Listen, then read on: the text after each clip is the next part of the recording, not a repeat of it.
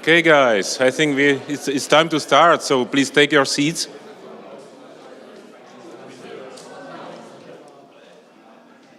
Guys, we are about to start. Yeah.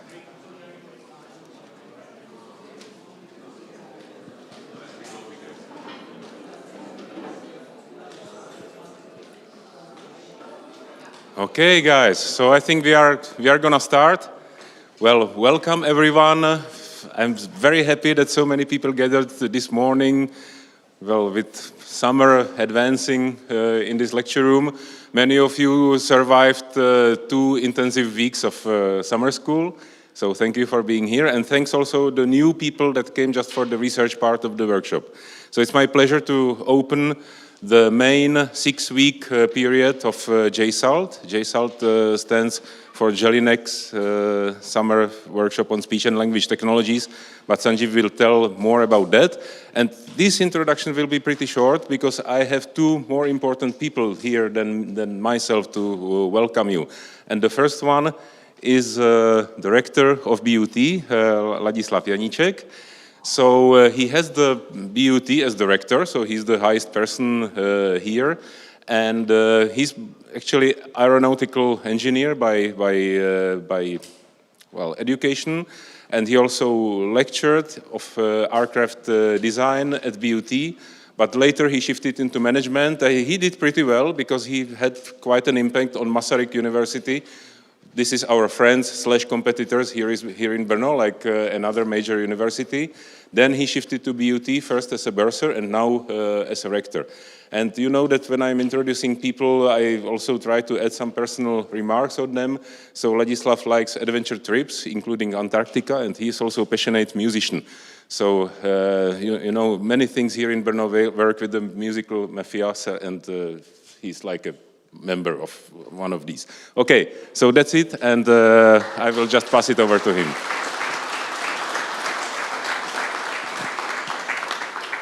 So, ladies and gentlemen, welcome. Interesting introduction. I didn't expect. We had a very lively discussion in front of this lecture room about artificial intelligence. Of course, as you know, originally I am an aeronautical engineer, but I'm a fan of artificial intelligence and just of these tools for improving our lives, hopefully. So, first of all, let me welcome you at the campus of the Brno University of Technology in these historical places, because this is the former monastery, maybe you know already. It was established in 1375, so I think that this is also the beginning of the Faculty of Information Technology.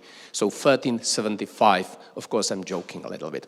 But Brno University of Technology is one of the oldest technical universities in the region, and region I mean not only the Czech Republic but also Austria, Hungary here, and we are closely coordinating our activities with our partners. At the moment we are part of the international alliance with European University Alliance, ULIST, together with Technical University of Vienna, Leibniz Hanover University, and other 7 or 8 universities throughout the whole Europe, from Spain, France, Italy.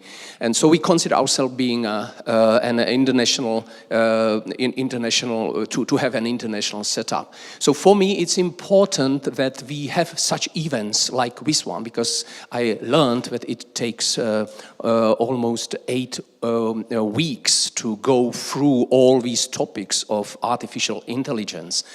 We consider, of course, this area of artificial intelligence as one of strategic topics of our university. Just strategic. We identified 21 professional areas in which our university considers being internationally competitive. So artificial intelligence is one of them. As maybe you know something about our university, we were established in 1899, so it's 126 years ago. And at the moment, we are the full-range technical university, which provides full-range technical education in areas which are normally studied at the universities, from mechanical engineering, civil engineering, electrical engineering, information technology, chemical engineering. But apart from that, we have also business and management faculty, which provides some education in economics and management and business issues, supporting business development and such, and also faculty of fine arts. So it's interesting, just a connection, technology and arts. But I learned that we had an interesting discussion in front of the doors here to talk about how artificial intelligence can be used in arts. And I think it is a great challenge, for me, Professor Černocký mentioned that I also play the music and I have some funny experience with artificial intelligence, because I tried to use one of my compositions. I put it to the artificial intelligence, and please could you tell me something about what I wrote? And so it was in D major, and it answered a beautiful piece of music, of course, in E major. So I, look, sorry, it's not E major. E major has 4 crosses, so this is just only 2. Oh, sorry. This is, so I think I learned that you have some workshop also on that, how it can be recognition of and potential all of these applications. But going back to the university, research is a crucial component of our university. Actually, in terms of revenues, we are half and half, research and education in terms of revenues. At the moment, we also belong to the Association of Research Universities of the Czech Republic, which is at the moment 7 universities, and our university from the 1st of July will become a leading university of this association. So we consider research as a real something which brings some competitive advantage.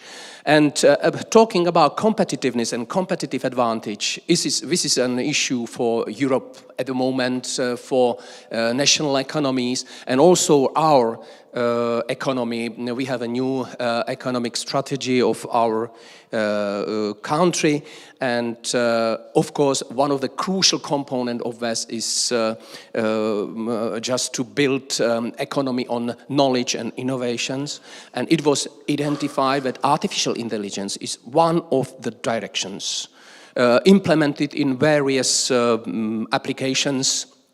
Not only what you do here, but also Industry 4.0 and just all these things which at the moment are frequently hidden by digitalization of industry and something. So what to tell more? I think that at the moment it is also important what I would like to say about this faculty. This is one of this is one of pillars of our university. This faculty of information technology. At the moment, everybody knows that information technology is growing and will grow. We, of course, consider important that economy of our countries, which is based on industry at the moment, needs highly qualified labor, and Faculty of Information Technology is producing one of these qualified people who can contribute to the competitiveness of the country. As far as some other things which I would like to mention, but what is important for us is, I already spoke about research.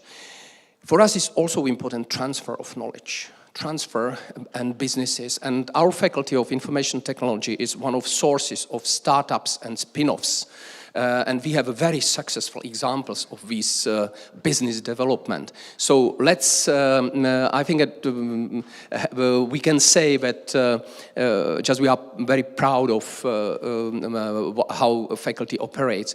And me personally, I'm really very keen on results of this conference. I was invited just to come, at least for the last 2 days, potentially, which I will potentially participate in to hear conclusions.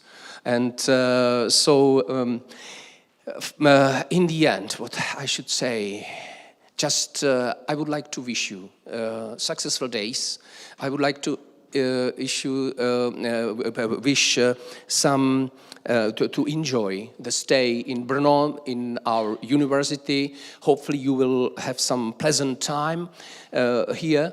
And if anything, I will be happy to be informed, and I will stay in contact with Professor Černocký, and potentially we will meet in some events during these days of your workshop. So I wish you success, and I'm looking forward to see the results. Thanks a lot for your attention.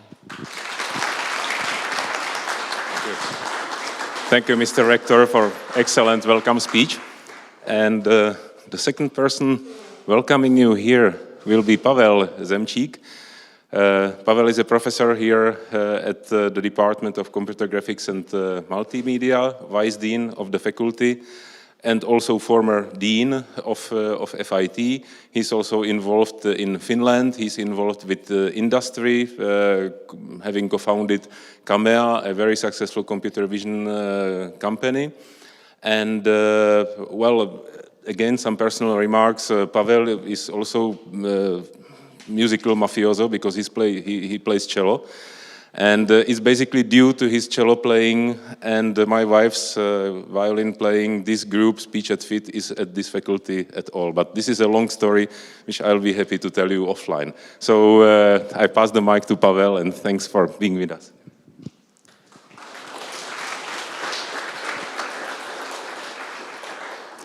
Thanks very much, Honza.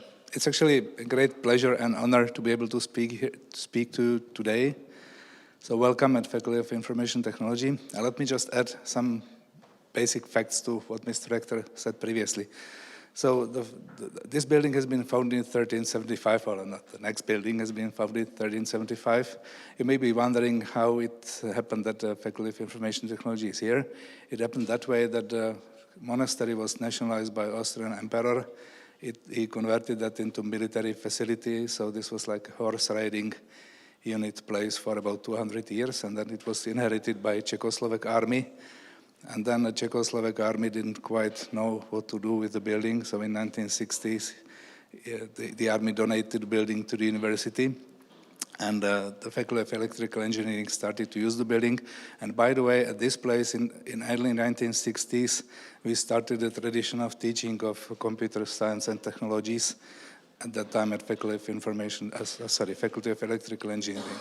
And our faculty of Information Technology, subdivided from Electrical Engineering in 2002.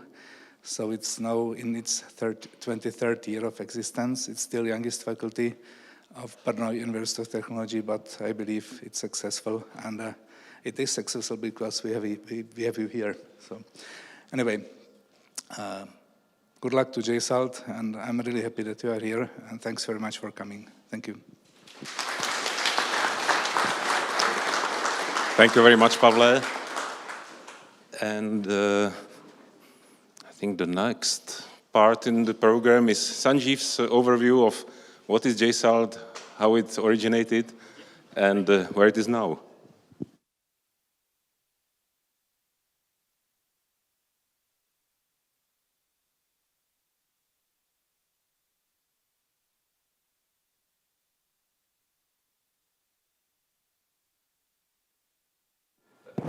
Okay, much better. Okay, hello, I'm Sanjeev Khudanpur, and along with Honza Černocký and Paula Garcia, who will be here shortly, are the organizers of this year's workshop, and Lukáš, Burget, Ricard, Marxer, Ramani, Duraiswami, and Yannick, Estève are leading the 4 teams. So this is the next 2.5 hours are going to be a joint presentation by all of us in different parts.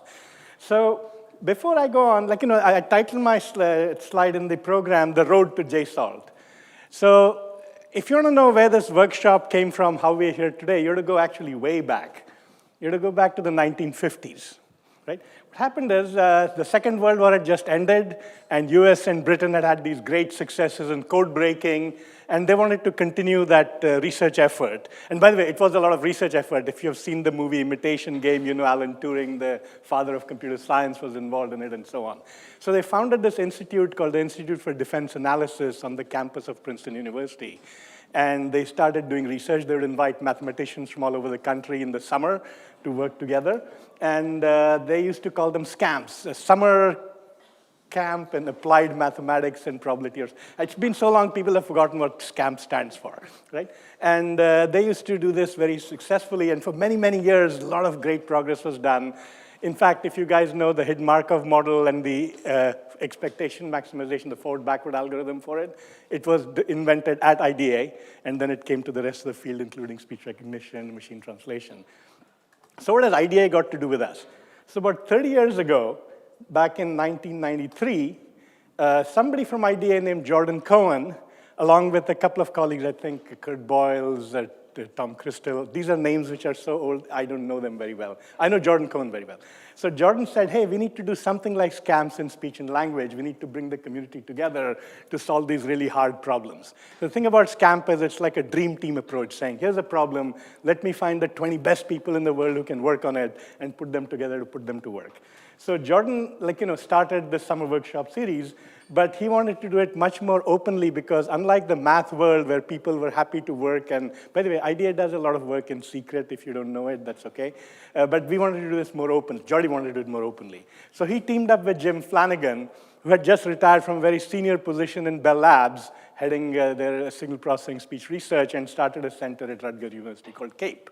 And so Jim was very influential in persuading a lot of good people to come there for 8 weeks, and that's how the workshop started. And then they had a second one in 1994. So these are the Rutgers. So very quick side anecdote. One person who was at the Rutgers workshops in 93 and 94 was our very own Professor Yannick. So it's a funny story how this goes, because Jim Flanagan passed away. He was such a luminary in the field. IEEE has named a corporate prize award in his name. It's called the Jim Flanagan Medal. And of course, Yannick must have met Jim before that. But if you go 27 years from 1993 forward, in 2020, Yannick was the recipient of the Jim Flanagan Prize, which basically says, you've done great things for the field of speech and language. So the workshop has interesting Czech connections I'll show you as we go along. But then, since then, it's been called the Hopkins Workshop. Why is that? Why did people forget it was started at Rutgers? Well, that's because in 94, another famous Czech, Bedřich Jelínek, or Fred Jelínek, as we like to call him, was moved from IBM, from leading the speech group, and became the director of the Center for Language and Speech Processing at Johns Hopkins. And he took over the running of the workshops. He basically said, okay, I'll run this for the future, because Jim was sort of towards the end of his retirement career anyway. And so the first workshop at Hopkins happened in 1995. And Yannick brought in a lot of things which are now there in the workshops. So for example, he started this idea of, you can't just show up and start working over there. We need to start planning 8 months ahead. We need to get people together to figure out what topics we want to attack and what the best teams are, and so on and so forth. And also, until the first 2 years in Rutgers, the workshops had a lot of senior researchers and faculty and research lab people and government people, a few scattered grad students here and there. And Jelínek decided that grad students are key to the whole thing. So he made PhD students an integral part of the workshop. In fact, he started recruiting PhD students who were not even affiliated with the senior people who were going to come to the workshop. And one of those graduate students was this guy who was working on information theory, right? Who knew nothing about speech and language. And he still had hair on his head, and that's how it started with me. So this is the workshops. It has a long history, so this is now 30 years ago. So, what were we working on 30 years ago? Anyone wants to guess? Yeah. Cats and dogs. Something bigger, something that's big news today. Language models. So this community, you can be proud of it. We have started this whole thing, which today gets this big name, large language models, this, that. In 1995, all 4 workshop teams are working on language modeling. right? We're trying to figure out how to make them better, how to apply them to speech recognition, how to sort of see if they can learn linguistic structures, and so on and so forth. So the workshops have always done these amazing things. So like I said, Yannick started this business of saying, let's organize ahead of time, have 3 or 4 teams, and do things like, in a focused way. And so there were teams in 96, 97. I could tell you stories about each year if you want, but I'll jump a little bit and go a little faster. So the next thing I want to tell you about is 1998. So what is special about 98 is this was another one of those Jellinek, and now I can take some credit to my idea, saying, let's involve undergraduates in this. Because, why is that? So one of our former university presidents said this, a team of undergraduates made some breakthrough because they didn't know that there was a theorem saying you can't do it. So we said, let's get some undergraduates in here and let's do something with them. So this is a picture from 1998. And second from the left is Cynthia Kuo, who was an undergrad at Stanford that year. Third is Oren Schwartz. So these were the first 2 undergrads out of 6 in 1998. And I'll tell you a bit more about how this has been a success. And so the workshops now started having senior people, grad students, undergrads. Another Czech connection, the person on the right in the back is Honza. At that time, he was an assistant professor at the Institute for Formal and Applied Linguistics in the Faculty of Mathematics and Physics at Charles University. Later on, he rose to be the director of the institute. He's a well-known luminary in the field. And so there's another Czech connection for you. By the way, the person to his right, second from the right behind is Eric Brill, the former CTO of eBay, who these days says he's fun employed, meaning he has so much money that he's retired, and so on. But anyway, so that was 1998. Like I said, Honza led a team on, we also started multilingual NLP at that time in a serious way, and so on and so forth. The workshop has always done a lot of things which are at the forefront of things. So in 99, there was a team that worked on statistical machine translation.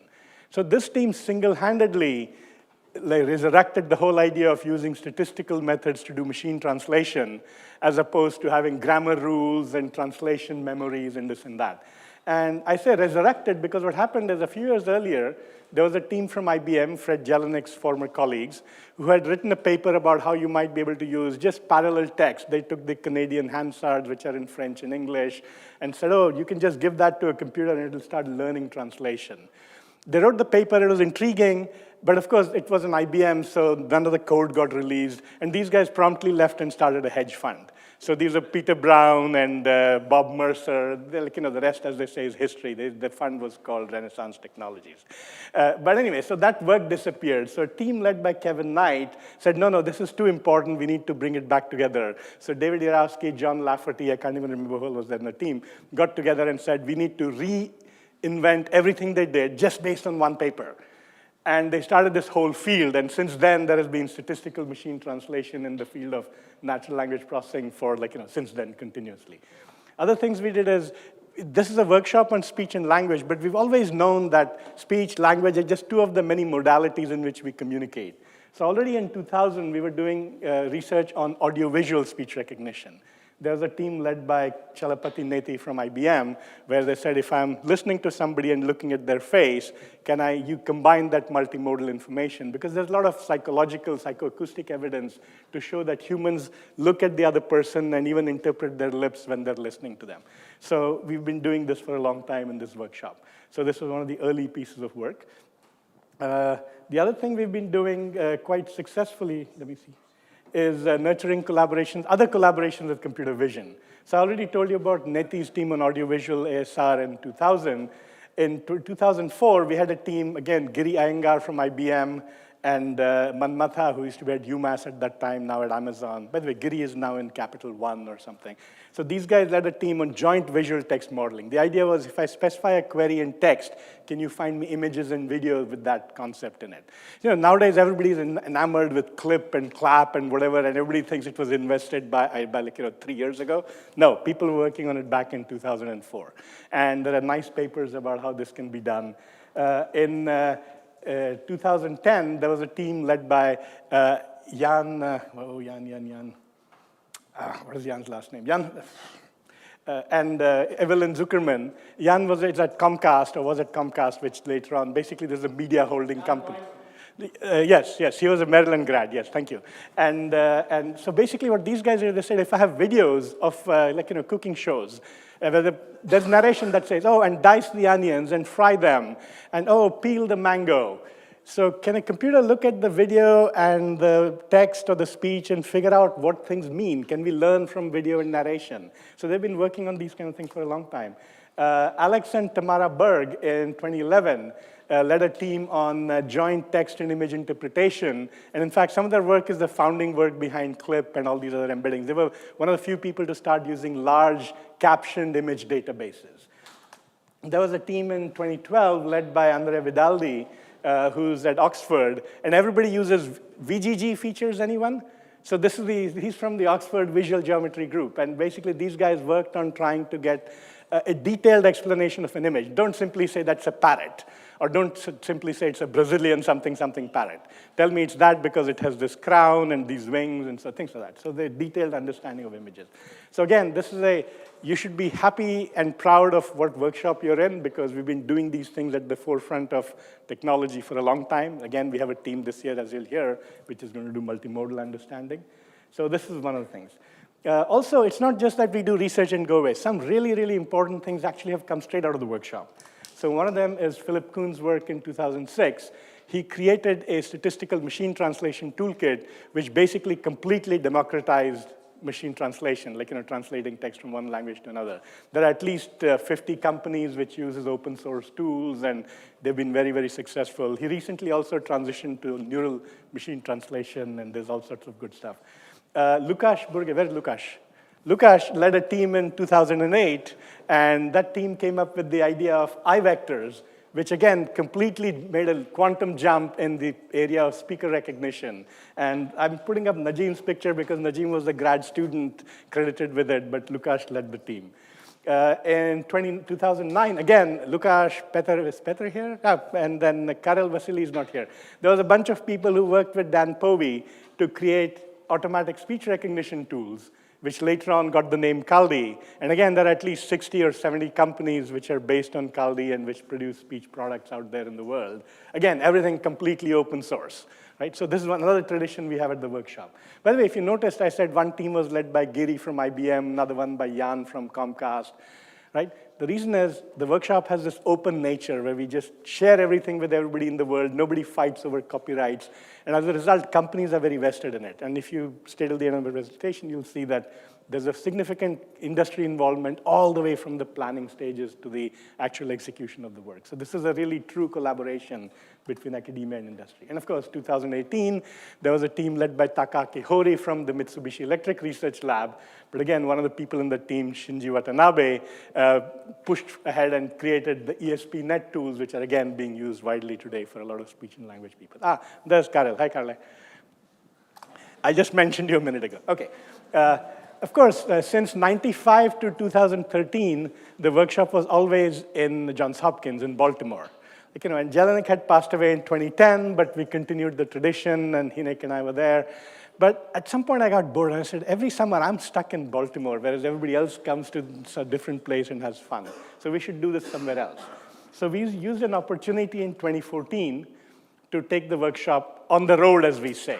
So for the first time, JSALT was held outside. And by the way, that's where we started calling it the Yannick Workshop. It went to Prague in 2014. We held it at UFAL at the Faculty of Mathematics and Physics. This, by the way, is a picture of Malostranský náměstí. It's taken from I think from a tower on one side. And the faculty is somewhere to the bottom left. This is just my memory of it. These are my pictures, by the way. Then in 2015, we went to Seattle at the University of Washington. This picture resolution not that great, but if you look very carefully, you can actually see Mount Rainier back there. The campus has a beautiful view of Mount Rainier. 2017, we went to Pittsburgh. This is Falling Water. It's one of those architectural marvels. I think it's Frank Gehry, right? Yeah. Then 2019, we were in Montreal. This is because this is Najim's alma mater, and he wanted to have a workshop over there. And then 2023, we were in Le Mans. So this is the 6th time we are outside Hopkins. We're starting to do this alternate year pattern. And so we'll continue to do this hopefully in the future. right? By the way, these workshops over the years have created a lot of lifelong collaborations, friendships, memories. I just have some random pictures in case you know any of these people. The first picture resulted in this graphical modeling toolkit, GMTK. And what you see is Peng Shu, who's, I think, still in Google DeepMind somewhere, I don't know. Jeff Bilms, who's a professor at UW. Further back is Jeff Zweig, who used to be with Meta. I don't know where he is nowadays. The second group is a bunch of people who worked on the computational network toolkit, or just like, neural net toolkit at Microsoft, Dong Yu and others. By the way, Dong was responsible for one of the biggest breakthroughs in speech recognition using neural models to do recognition. And Franz Ock, on the third picture, actually finished a workshop, joined Google the next year, and started Google Translate. So you can attribute Google. But he was also a grad student in that first team I mentioned with Kevin Knight, who resurrected machine translation. So yes, so Google Translate owes its origin to JSALT. And the undergrads, adding them was a good success. Remember I mentioned Cynthia Ko in the very first workshop? Today she's a professor of the practice at Carnegie Mellon. He teaches students how to do startups. Noah Smith was in the 99 workshop that did the machine translation. He's a professor now at University of Washington in Seattle. David Kirsch is the CTO of a health informatics company. I think he was in 2000, I can't remember. Rachel Rudinger is an assistant professor in Maryland. So all you undergrads, we have very high expectations of you, just remember that. CTO, professor, or something like that, all right? Okay. Okay. All right. Now here's the thing. This is nice history, but the summer workshop is not just in the summer. As Honza, Radim, Renata, Karen back in Hopkins, and Ruth will tell you, it's a year-long activity. And this is one of the things Yannick left us. He's like, no, you're not just doing this in the summer. You're going to work on it all year round to make sure it happens. So we start all the way back in September, putting out a call for proposals, asking people what kind of ideas are worth working on, and so on and so forth. I won't bother you with all the details of this chart. I'll just walk you through what we did this year. And if you want to look at it later, you can look at it if you like. Yeah, okay. So we started in September and said, hey, let's get some ideas together on what we want to do in 2025 in Brno, right?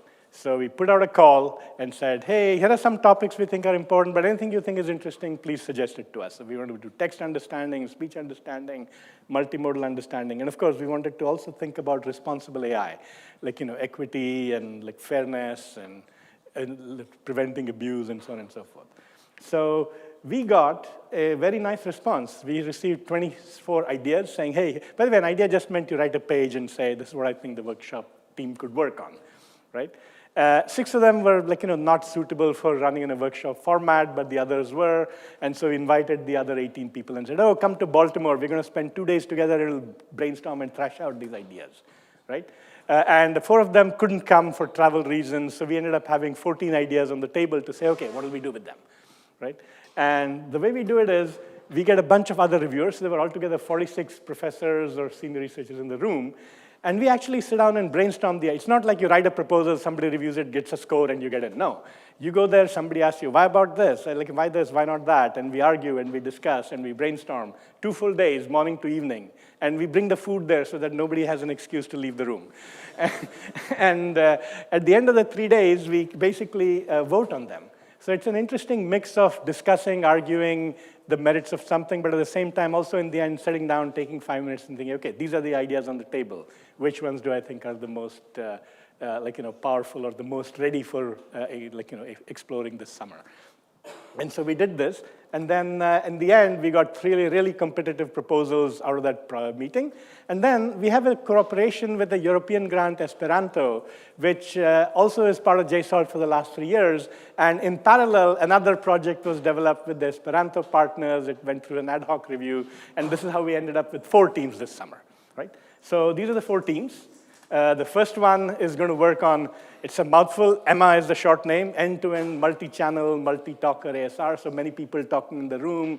You don't want your models to get confused about who's saying what. So that's led by Lukáš, and there's Samuele. Samuele is the co-leader, and this team has 5 senior members, 8 graduate students, 2 undergraduates, and when I say 4 affiliates, what I mean is these are people who are not going to be here all the time. So to qualify in the first 3 groups, students have to be here for 8 weeks, and faculty or senior people have to be here for 6 weeks. So if you're only here for 3 weeks, you're in that 4th category. I mean, you're still part of the team, don't get me wrong, but I just keep my books this way. All right, so this is another team, player part, that's led by Ricard Marxer over here, and this team has 6 other senior people, 8 grad students, 3 undergrads, and they're gonna work on large language models. Can they produce authentic dialogue and stick to a script? If you tell them this is your personality, this is your patient profile, and you're gonna interact with the doctor, can it stick to that profile and simulate a real conversation? The third team is called AuGI, Audio General Intelligence, using large audio language models or maybe large multimodal language models. It's led by Ramani Duraiswami over here, and Santosh, where is Santosh? Santosh Kesiraju, he'll be here soon. And it has 3 other senior members, 13 graduate students, 2 undergrads, and a number of affiliates who will come and go. And then the last one is text-to-speech, which is speech synthesis for low-resource languages. And this is led by Yannick. I saw Yannick come over, Yannick Estève over there. And this has 12 senior members, 8 graduate students, and 1 affiliate. Is Murray here already? Maybe not. OK, so anyway, we have 1 affiliate who will be here for a short time. So these are the 4 teams. And at this point, I think I'm ready to turn it over to them. Oh, maybe one last thing. So these workshops require a lot of commitment from people. As I said, to count, you really have to be here 6 or 8 weeks. And 71 such people have made this commitment this summer. So we have 20 women, 51 men, if you want to do demographics. Like, some of my sponsors, National Science Foundation, they often ask me for this kind of data. So I tally it up, and sometimes I find, and then I found it's worth sharing with everybody as well. Part-time means these people won't be here full-time, some as little as 1 week, some as much as 3 weeks. And so we have the demographics by gender. In terms of training level, about half the participants have PhDs and half of them don't. So it's a real nice mix of, like I said, people who don't know what can't be done, so they'll do it. And then, of course, 90% of us are academics, 10% are from industry. This is a nice mix. Sometimes it's a little bit more, sometimes less. In that 46% planning meeting I told you about, it was more like 40% people from industry doing the brainstorming. So we have always had continuous industry involvement. So this is us, and we're going to have a, tremendous, super busy 6 more weeks, 2 already and 6 coming up. We'll work 16 hours a day. Don't worry, you won't even know you worked 16 hours. And we'll produce good stuff. Altogether, I think we'll produce about 6 or 7 person years worth of effort in the next 6 weeks. So we'll have fun. I think that's my last slide. Let me check. Yep.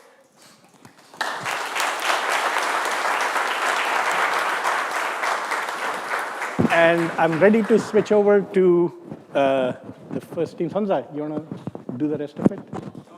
Yeah. Just thank Sanjeev for his introduction and very compact presentation. I heard it several times, but I'm always very pleased with what is happening. Thanks also, Mr. Rector, yes. Mr. Vice Dean, thank you. Mr. Dean that is hiding here.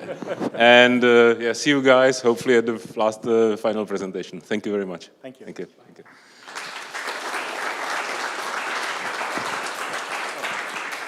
And it's Lukáš and Samuel's turn. So I don't know how do you organize yourselves, guys.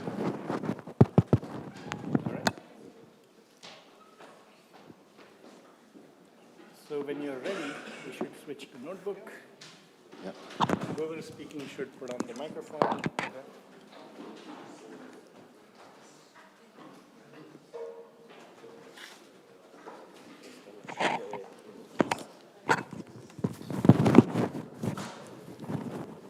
So the plan is to do the 2 technical presentations now, then we will have a short hygienic break, then the 2 other presentations and some kind of technical or logic. You are running it from the web, right? Or well, online?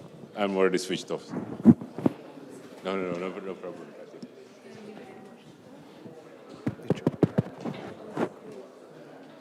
No, it should be unmuted. 1, 2, 3. I guess that works.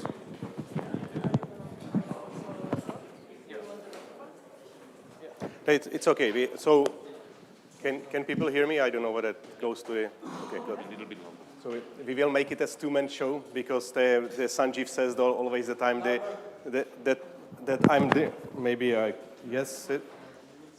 Can you hear me, or is it? Okay, hopefully it goes. Try to put it still closer to my mouth. Better, or I don't know. I cannot hear it from. Okay, hopefully I will try to speak loud, and hopefully people will hear me. So we will make it a two-man show, because Sanjeev always says that I'm the team leader and Samuel is co-team leader, but this team actually happened came to life from joining two proposals, mine and Samuel's, and I consider that this merge to be, both of us to be equally important. So we will try to also split this today's presentation. So the name of our team is end-to-end multi-channel, multi-talker ASR. You see that I have to read it from the slide because I don't remember that even. And here we have a list of people on our team. So you see that I'm putting me and Samuel as the team leaders, both of us. And we have, as Sanjeev already said, another 4 senior members. I will eventually maybe introduce some, or some of them will be introduced through this presentation. And well, I guess that I don't have to spend time here. You can actually find all the members of the teams on the official pages. But we are quite international, so basically people from Czech Republic, the US, which would be JHU, CMU, another university from, what was it? From US, USTC, from China. We have people from India. We have affiliates from Japan, people from France. So when we were making our meetings before the workshop, it was really difficult to set up the time so that people starting from Japan, going to the US, was that everybody could make it for the meeting.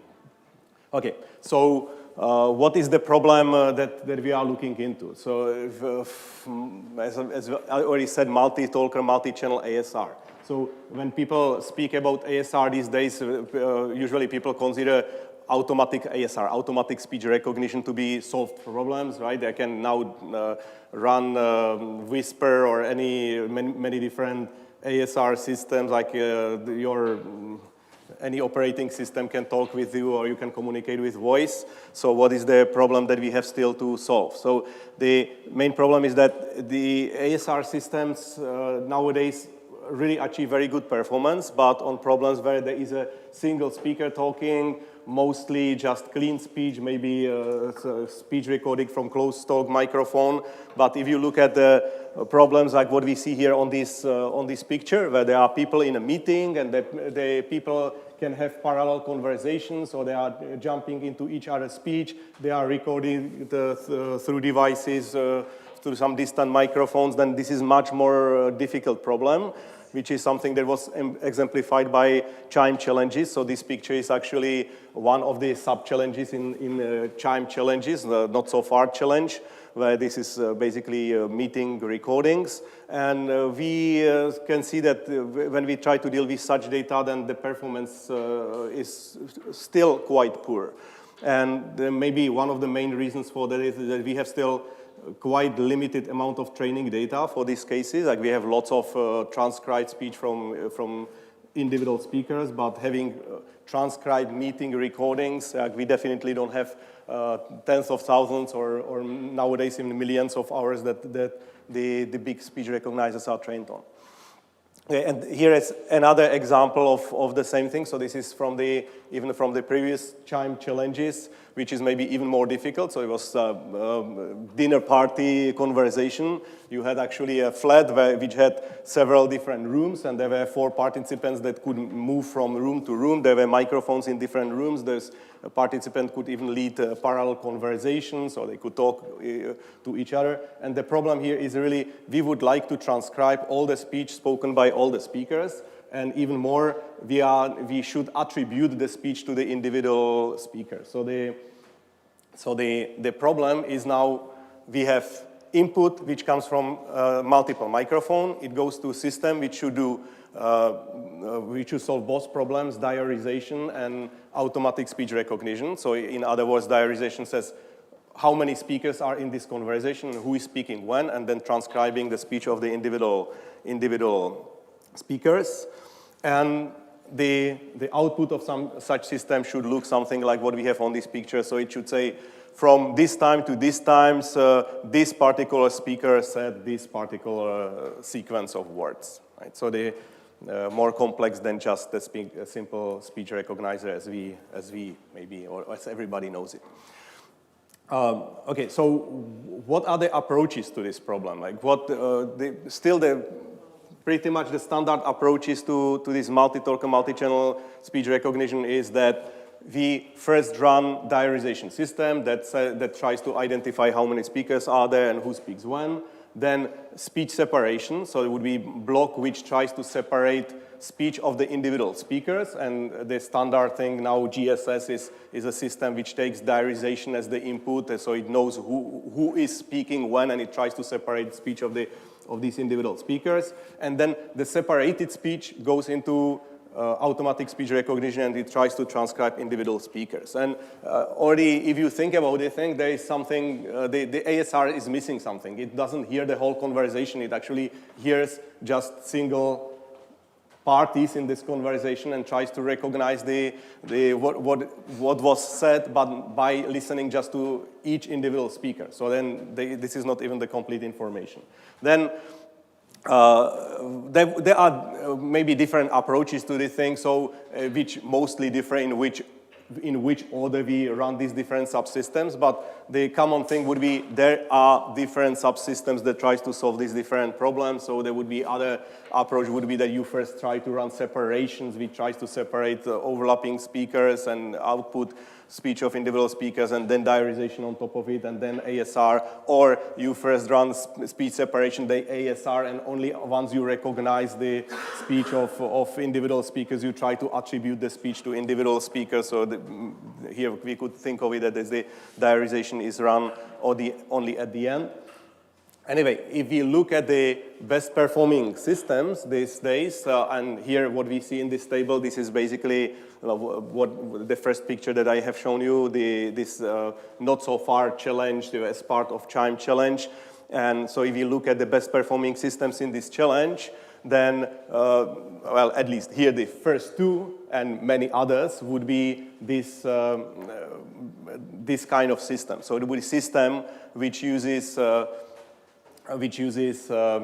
some pipeline of this individual system. Each of these blocks in the pipeline solves one particular problem, and then you just combine things together, you get a final performance. The problem that is these systems are quite complicated. So if you look at the winning system, which is this USTC system from USTC, then this is just some block schemes which shows how many different components we have there. And if we would start looking at things, what is in there with some reverberation, then overlap speech detection, I actually start with this thing. So reverberation, overlap speech detection, and there would be source separation, the separated, source separated speech, so separating voices of individual speakers goes into diarization system, but the output of diarization systems goes into another source separation system, or which should be already enhanced by knowing something about the diarization. The output of the separation systems goes again into diarization system, and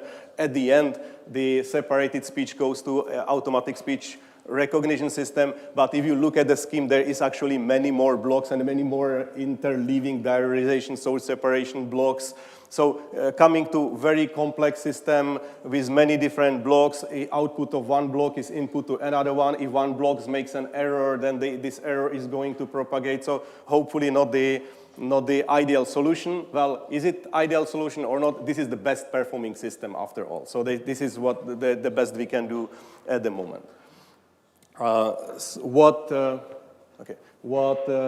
we thought that we could do is that we could try to simplify this whole pipeline. So again, if we would come with the standard pipeline, diarization, source separation, ASR, what we actually in Brno, together with people from JHU, what we try to do for the same chime challenge, we try to remove this separation stage, and we try to see the problem as just taking the ASR system, which would be directly conditioned on diarization. So we would run diarization system, who tells us again who speaks when, and we would condition ASR directly on the diarization. So we try to come with such a simple scheme.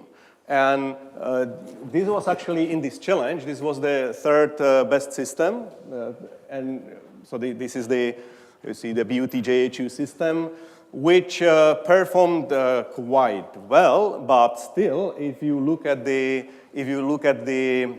main metric, which was the TCP word error rate. So TCP word error rate is actually you have to get the timing of the words of the segments of recognized speech correctly, and you have to also correctly attribute these what was said to individual speakers. If you attribute the text to wrong speaker, it is counted as error.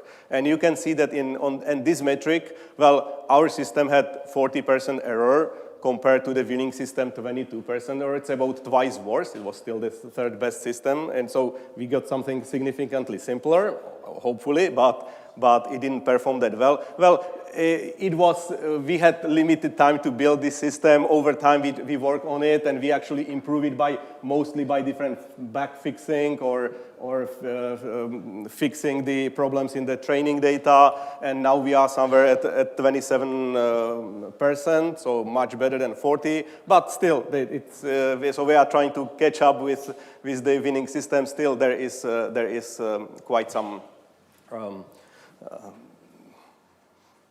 We are lacking basically in terms of performance.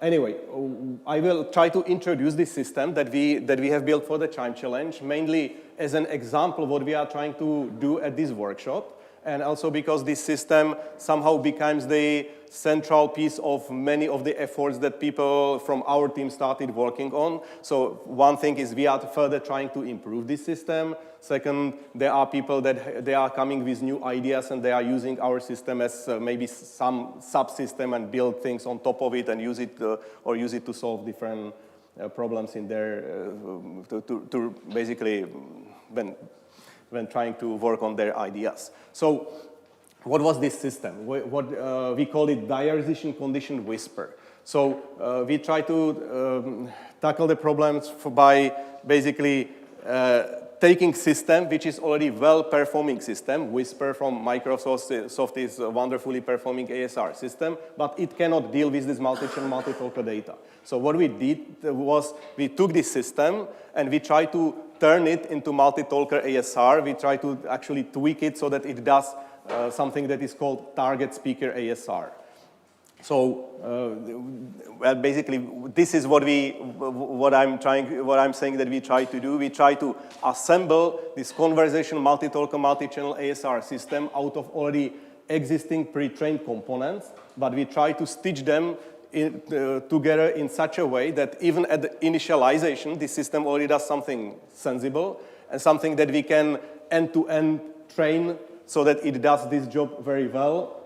And well, eventually what we would like to do, and maybe even in the workshop, is that we would like to train this whole system now even in multitask fashion, so individual components of the system can be further trained on respectively labeled data, but the whole thing can be end-to-end trained for the problem of multi-talker ASR. So how does this whole system work? So we have, basically in this picture, we see a scheme of how Whisper ASR looks like. The speech goes in, some encoder, which is based on transformer model. So there are individual blocks of transformer model. This is encoder of Whisper, and the output of the encoder goes into Whisper decoder. So it's the standard encoder-decoder scheme for ASR. So what we did, we just modified the encoder, and we modified it in such a way that we took diarization system, output of the diarization system, where this picture is trying to tell us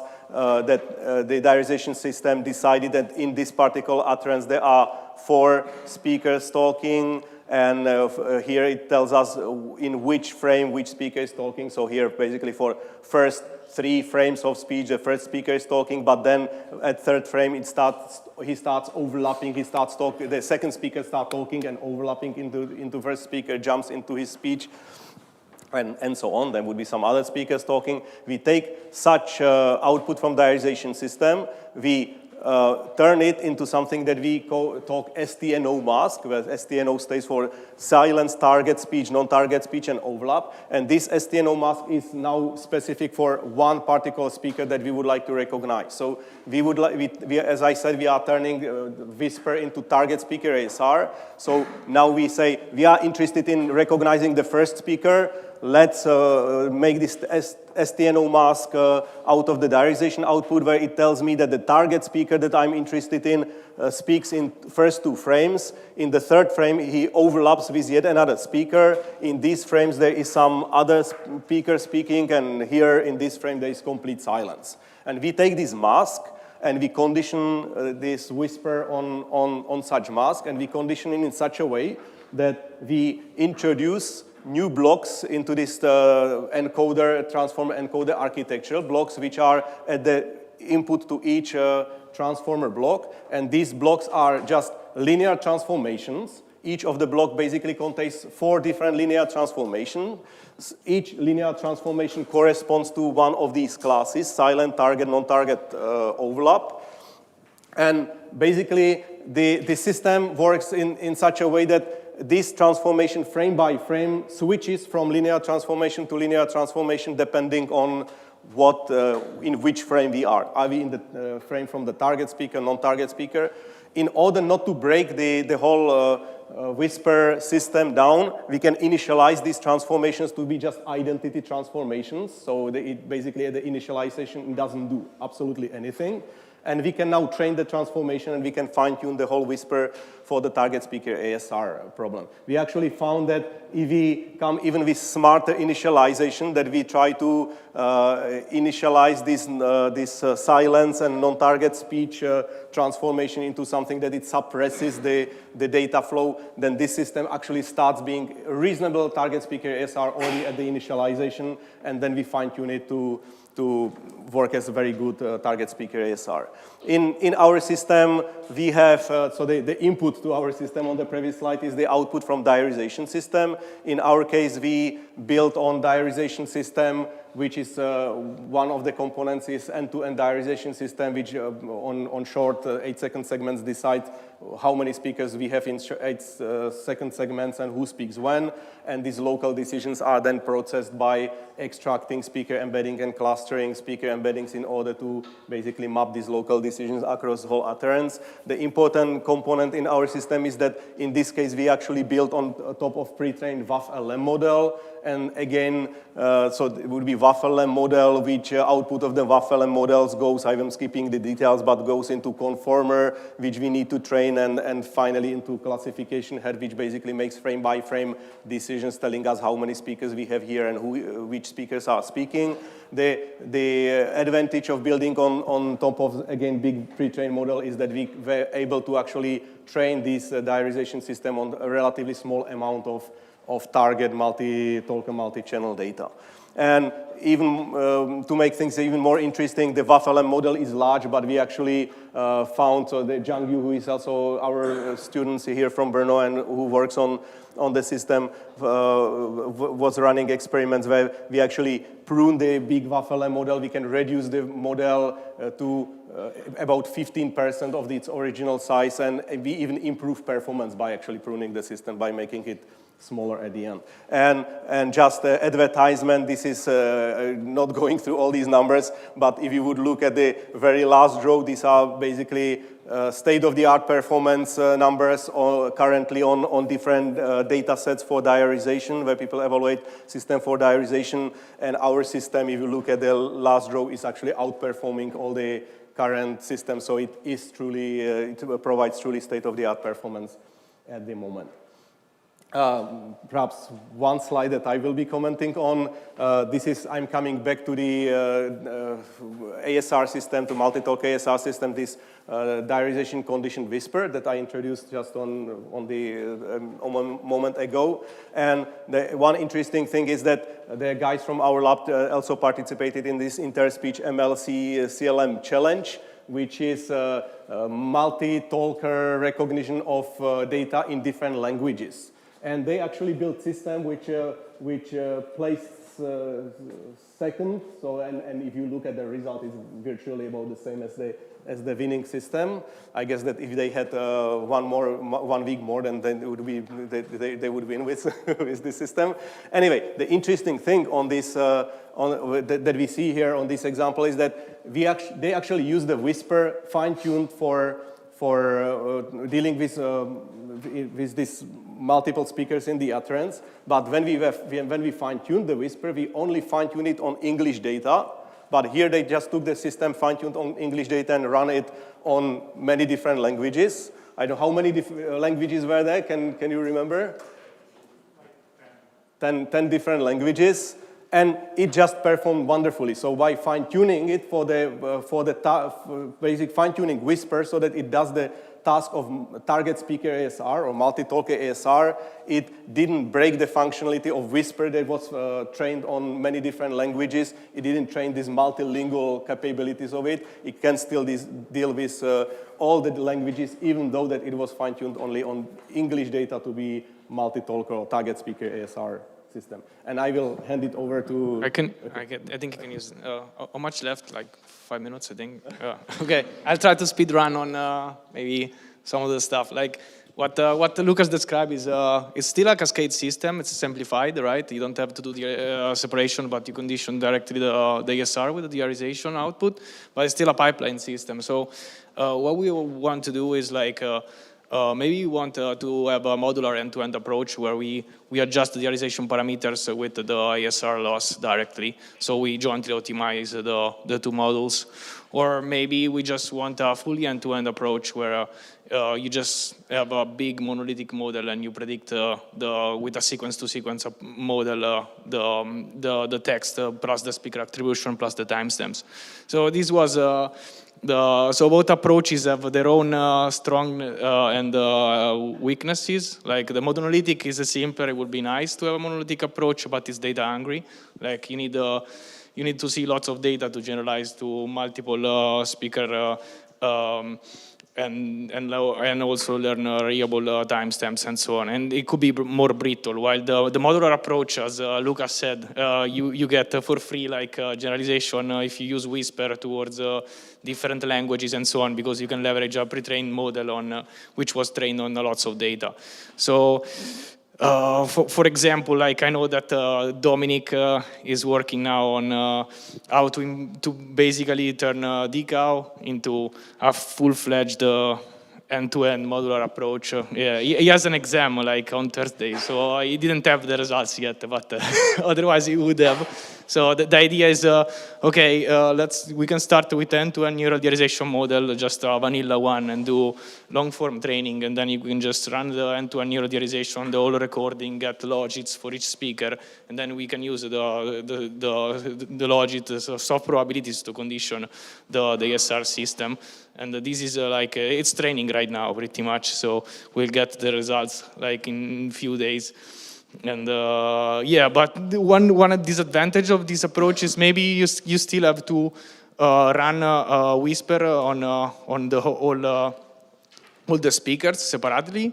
So like another idea is just to use a CERT like approach, and this is mainly from Shiluo and Matt, to basically turn the diarization into a stream level speaker assignment, where you have you put the speakers on the second channel only when there is overlap, so you can just run the DCAO only 2 times at most, because often you have at most 2 speakers overlap. So let's speed run over this. And there are also other approaches like we are working on, like this, like Martin Concours is also working on try to do the monolithic approach. And yeah, basically it's just try to, instead of having, again, like a pass for each speaker, you run the decoder on all the speakers, and you jointly model all the speakers with the timestamp and the speaker ID symbol. And of course, like the results are very good in my opinion for ISOT system, but they struggle a lot, especially on the not so far data, because it has 8 speakers. So the more speakers, it's difficult to find the real data where you have like 8 speakers. You can find maybe 4, a lots of 2 speakers data from telephone speech, but for 8 speakers, it's we don't have data.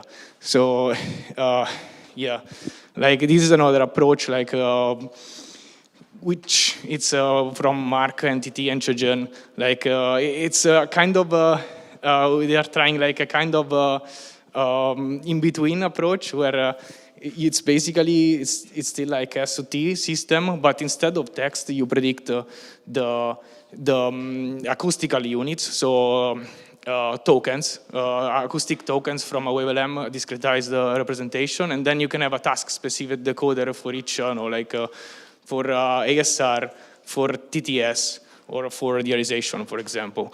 And regarding multi-channel processing, we want to try like transform average concatenate approach.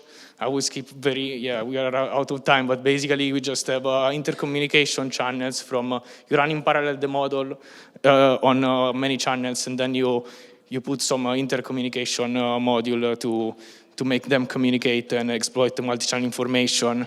And Mark Degin is working on integrating spatial features. You basically take spatial features like cosine sine, interchannel phase differences from each pairs of channel. You concatenate, and then you feed to each of the models that are running parallel for each channel.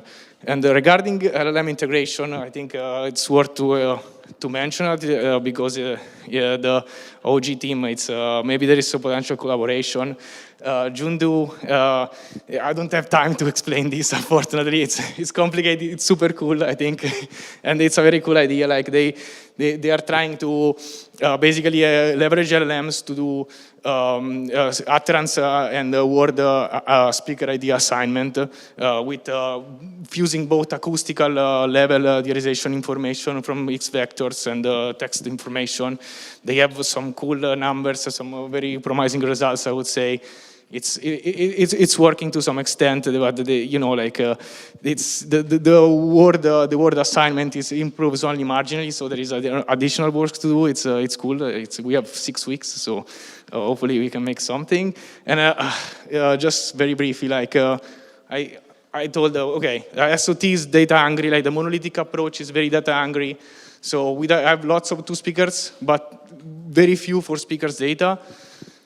I think we have to do simulation, like player part. They are also considering this. So maybe let's join the efforts in this, because at best what we can do now is just take audiobook recordings and make them overlap, and they sound like very bad. Like they sound like 2 speakers like reading in the same room, and it's the best we can do for more than 2 speakers, unfortunately. So. Yeah, that's basically it. I tried to, to speed run through it, but yeah, hopefully you understood something. And I owe apologies too. It's fine. To Samuel for taking too much time, and so that is first thing, and second to OpenAI, that I was told that I said that Whisper comes from Microsoft. So sorry, OpenAI, of course, that comes from OpenAI.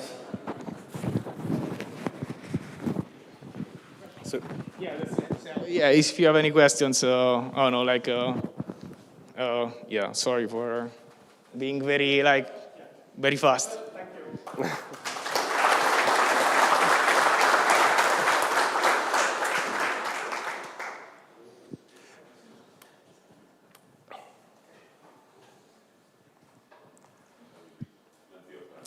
Yeah.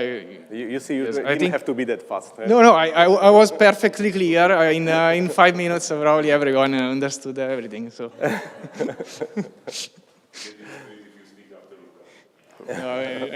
No, it's. Any questions? Or everybody is looking? No, they still want to talk. There is no.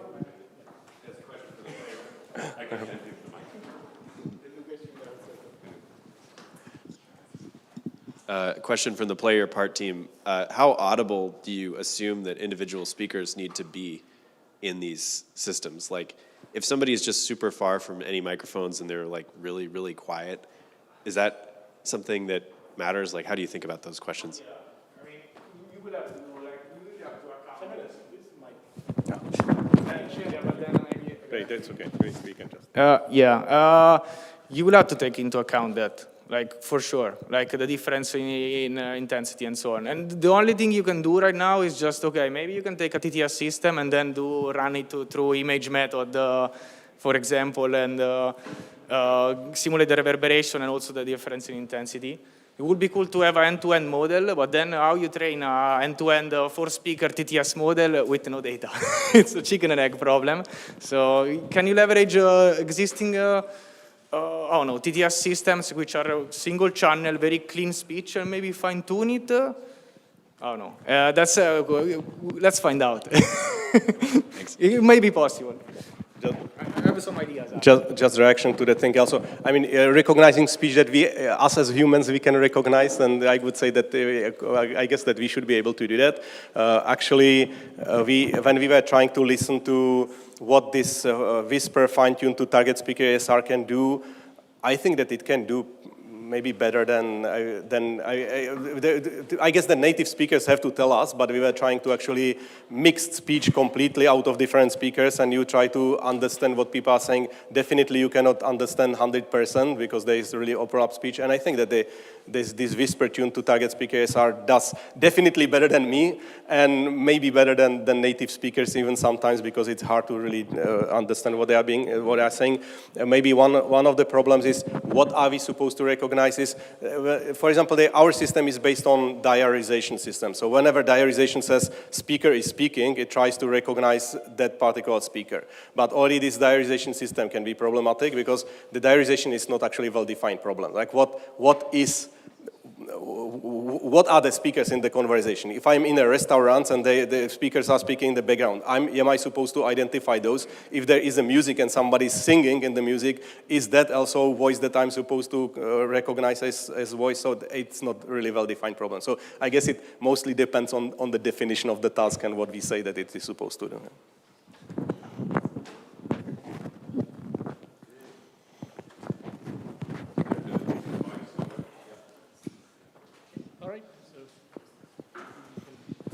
So thank you, Lukáš and Samuele.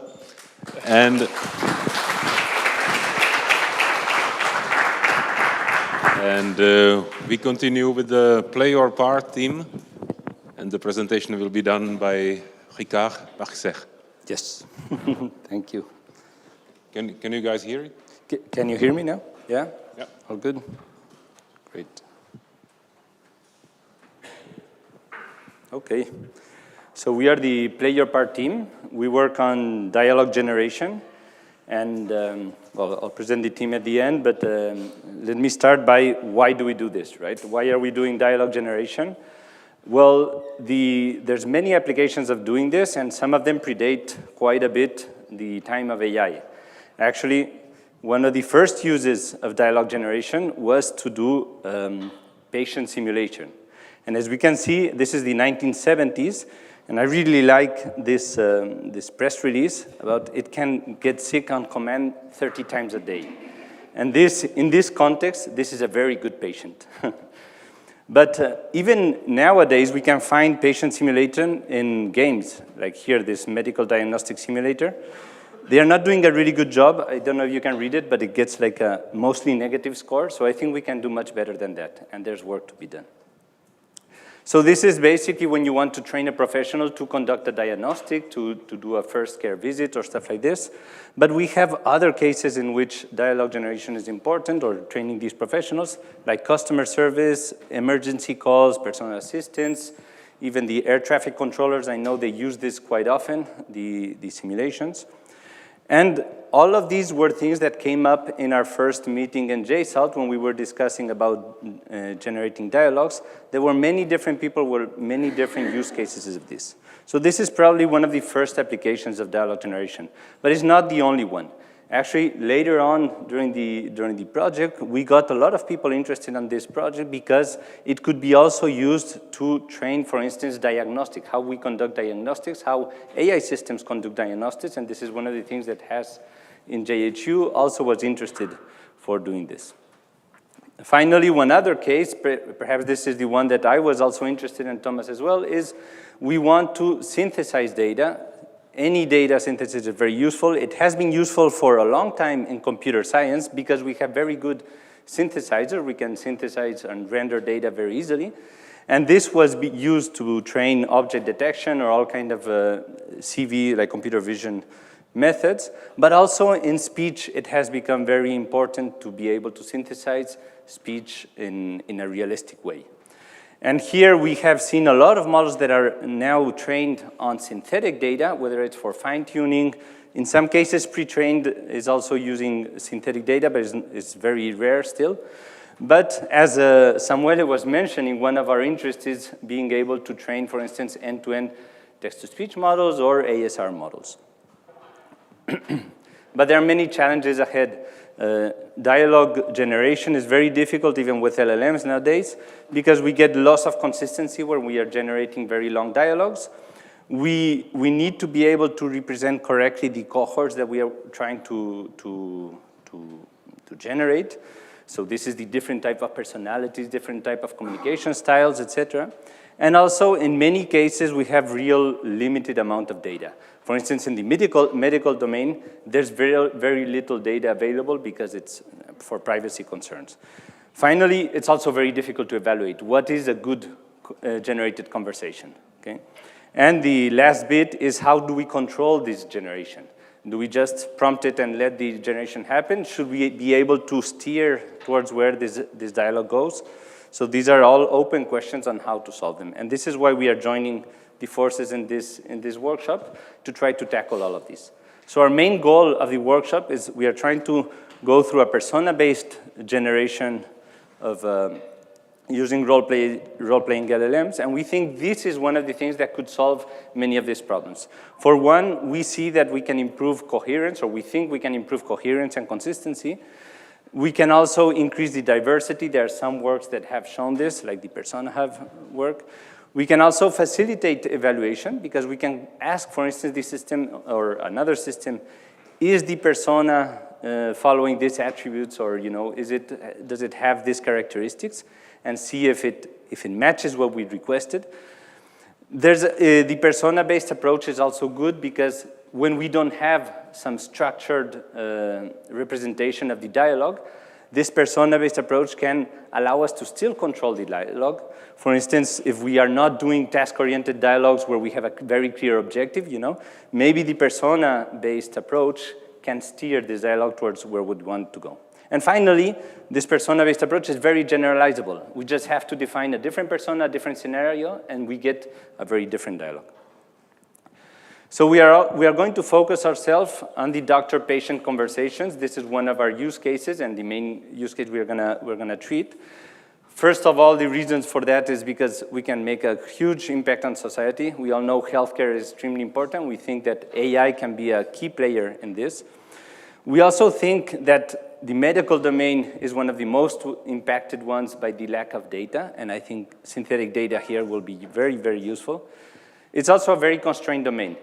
So the type of vocabulary that is used is very specific. It's very specific for the doctor, but also the patient, the way they speak, the way they are communicating can be very tricky. Finally, there's a huge variety of scenarios, of patients, of cases that will give us a very large playground to actually test different ideas. And finally, there's a lot of literature, actually more than what I thought there was. When we started doing the reading groups, we find that there's a lot of work being done in this domain, and still it remains a big, big problem. Okay, so I think it's a very good problem to tackle. But that said, the team was made of many different sub-projects or many different motivations, and we will be tackling very different stuff like task-oriented dialogues or this problem of simply persona overriding cases. Okay. So how do we do this? This is our main goal. We want to advance persona-based dialogue generation with LLMs, and we subdivided this on several tasks. Okay? The first one is how to define the personas and scenarios, and how to use that definition to generate the dialogues. And we'll have one task force working on that. Another one will be working on how do these persona dialogue generation are implemented on the actual activations of the LLM. So we are going to do mechanistic interpretability to try to understand how the concepts of a persona, their attributes, etc., are represented in the activations and the weights of the network. We will also have a whole group working on evaluating these dialogues, and another one working on transforming these dialogues into audio, so synthesizing the audio of the dialogues. Let's go into one by one and see where we are and where we are going. Okay. So in terms of defining personas, what we have to decide is how do we define, for instance, what is a scenario for a doctor-patient visit, okay? And here, it's also quite tricky. We have to define what is the doctor persona, what are their attributes, you know, is it what specialty that doctor is, maybe how much time does it have to conduct this interview, all the different external factors that might affect the way he conducts a dialogue, but also those of the patient, okay? The demographics of the patient, their personality, their background, etc., things that can change the way in which they will dialogue with the doctor.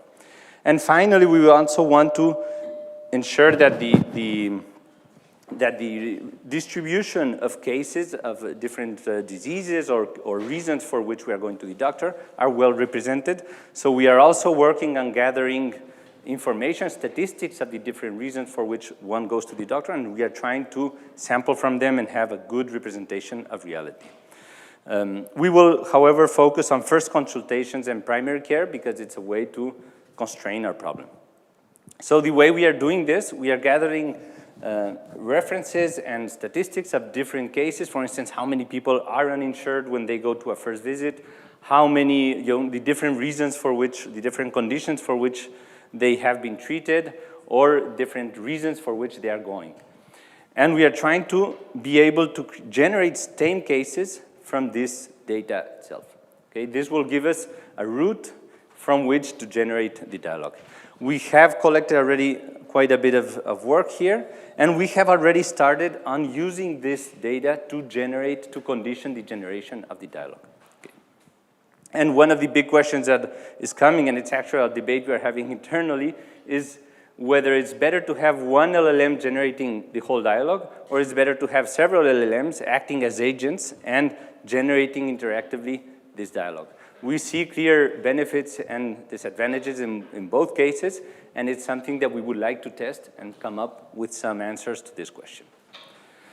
So the other aspect we are going to dive into is this idea of mechanistic interpretability and basically how this dialogue generation happens within the network itself, and trying to see what we can do from the activation level. So in this case, we focus on two main axes. One is a more applied research, on which we are asking more concrete questions about how these activations affect the behavior of the LLM. For instance, one question that we are asking ourselves is the multilingual scenario, whether the use of code switching or the use of different languages, how does it, are there like directions in the features in the activation space that relate to changes in language? Are there words that cannot be said in a different language, and can this be reflected in the activation? So these are questions that we think are important, especially in cases with patients that have different languages. We also think it's very important to try to get into this idea of theory of mind. How does the other person, the other interlocutor, get represented in the activation space? So is there something that can tell us the other person has these beliefs? Finally, we also would like to study all these personality traits, how they are represented in this level. Okay, and also hallucinations, like specific cases where it goes bad, where it goes out of persona, or where it gets into a loop or something like that. Can we see this in the activation level? Because this would allow us maybe to steer it better. But we also have some questions that are more fundamental. For instance, how does the data in which we train the LLM affect the way in which these activations are built? You know, how the monosemanticity or the polysemanticity appears, and at what point during training does it appear? So this is another aspect we would like to study. And finally, the use of supervision to create this disentanglement in the activation space that is often used in mechanistic interpretability. So these are more fundamental questions, but that would help us develop the further aspects of dialogue generation. Finally, how to evaluate these dialogues. So for the evaluation of dialogues, here we have several questions. We ask ourselves, well, what is the best way to decide whether a dialogue is good or not? And I think this is dependent on the applications we have in mind, of course. But it will always be based on some type of human expertise in knowing whether this is what it looks like a real dialogue or not. So one of the first ways we are going to try to study this is with human experts. And we are lucky enough to have in the team Has, who is a medical doctor, and Adam, who is also a medical doctor, that actually conduct these type of dialogues. And they can tell us very well whether they look as good dialogues or not, or realistic dialogues or not. So this will be one of our first ways to assess whether these dialogues are realistic. But we want this evaluation to be conducted at a larger scale. Can we use, for instance, systematic tools or automatic tools to decide whether these dialogues are good or not? And here we are looking at LLM as a judge, but also quantitative metrics on linguistic or acoustic features to see if they match those of reality or not. And we also want to be innovative and see if learning-based approaches like the use of embeddings or trajectories in this embedding space can help us decide whether a dialogue belongs to a certain distribution or not. So for the human and LLM judgments, currently there's no baseline for how a human should assess a dialogue or not. So this is actually active research, and we are looking at different ways in which different groups are doing it. What kind of questions do you ask the human to match, well, to assess the quality of these dialogues? And we also are looking at how to use the LLM to produce those. So one of our first approaches might be using the LLM with a kind of a very simple scoring measure, like saying, okay, tell me from 1 to 5, how good is this dialogue or how realistic it looks like. But we can also ask the LLM or the human in different axes, how is this, how good is this dialogue? For instance, we can ask it whether it is consistent throughout, or whether it sticks to a particular attribute. We could go even further, and we could ask the LLM, for instance, if the character or the persona in this dialogue had a particular way of communicating. Was it introvert? Was it angry? Was it, And if this matches the attributes we gave to generate the dialogue, where it's a way to know if it's consistent to our prompts or not. So this is one way in which we are considering using the LLM-based approach as well. But another way to test whether these dialogues look like the real dialogues or not is simply by looking at some statistics on the dialogues. For instance, we could look at the average turn length in number of words. How much does each person talk? And see if that matches that of real data or not. And our first preliminary results, we can see that the distributions are quite far. So perhaps our data set is talking way too much, or our dialogue generation is talking way too much than the actual ones that we have in a role-play situation. So this is not really real data, it's enacted data. So there might be a mismatch there as well. But this is the kind of evaluation that we can use to match with the data we might have, okay? And we can look at different aspects like the number of turns, the length of the turns. We can also look at the vocabulary used. So these indices here measure how complex the speech is or how easy to understand it is. And we can match that to our data and to that of real data. We can also do this not only at a data set level, but at a conversation level. And here it becomes quite interesting because we can see the dynamics of the conversation. So for instance, we can see that in a primary care conversation, usually they have not a script, but kind of some steps that the doctor has to follow. So it starts by some opening, like very large questions and letting the patient talk a lot to try to gather as much information as possible.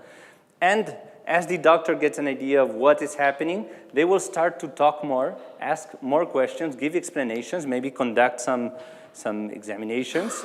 And finally, it's the doctor that speaks. And we can see this if we look at the length in words of the conversation of the patient and of the doctor.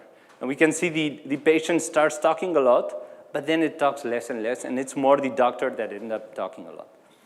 And this is something we would also like to match to get a very realistic dialogue. If we look at one particular dialogue, we can see things like the physical exam will have a huge drop in speech. So it's actually a moment where they are maybe consulting the patient, and there are no words at all. They're silent because they want to listen to the breathing or stuff like this.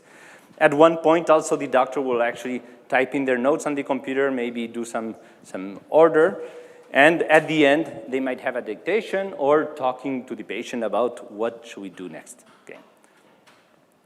So another way in which we want to assess these dialogues is based on these embeddings that these LLM produce. And maybe here is where Sergio and the team has already done work with the dialogue flows, and we would like to go a bit further on this idea and see if the trajectories in this embedding space of dialogues can be used to see if a dialogue belongs to a particular distribution or not. So for instance, we could look if the trajectory of a particular dialogue comes from a distribution of real dialogues, or looking at categories of dialogues. For instance, a dialogue that was a happy path, that follow a happy path, does it match closer those of the happy path? And using these embeddings to match dialogues can be very powerful as well, because maybe it can be used as a way to steer the dialogue. Okay. So there are some first experiments that we have thought to do here. One is using the STAR dataset, which is an enacted dataset that has created artificial bad paths and happy paths. And like that, we have a case in which we can measure these things with actual annotations. So finally, how to move from text to audio. And here I'm going to give you a few examples so that you realize the difficulty of the situation we are treating here. Let's have a look at, I'll just put a short excerpt of this, but this is a video of how to conduct, I don't know if you have a sound. I felt really lightheaded. Thank you. And felt like my heart was racing, and I thought I was about to pass out. Okay. Have you ever had anything like this before? I've had one previous episode where it felt like my heart was racing, and I was going to go to the ER. I was actually on my way there, and my symptoms just kind of went away, so I decided to turn around and drive home. So just to give you a quick grasp of what type of audio we are looking at generating, is audio in which maybe the speaker is lying down. This is things where TTS has not been trained on. Maybe the speaker is kind of dizzy. There's a lot of noise in the background. We are in a hospital, and the people are far away from the mics. Okay, so it's not the type of audio we are used to. There's very low SNR. There are sounds. We will hear now other examples in which we can hear sounds in the background. Sorry. So here we will hear a few examples. This is enacted by people in our team. Maybe you will recognize them.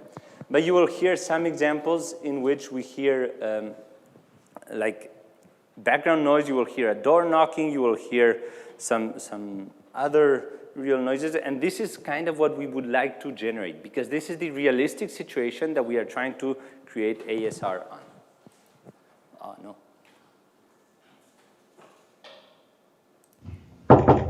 Yeah. Hi, doctor. What's going on? I think I have very, very bad food poisoning. I have some. Wait, hold on one second. Let me get logged in here. So, sorry, I didn't mean to interrupt. Yeah, no problem. All right.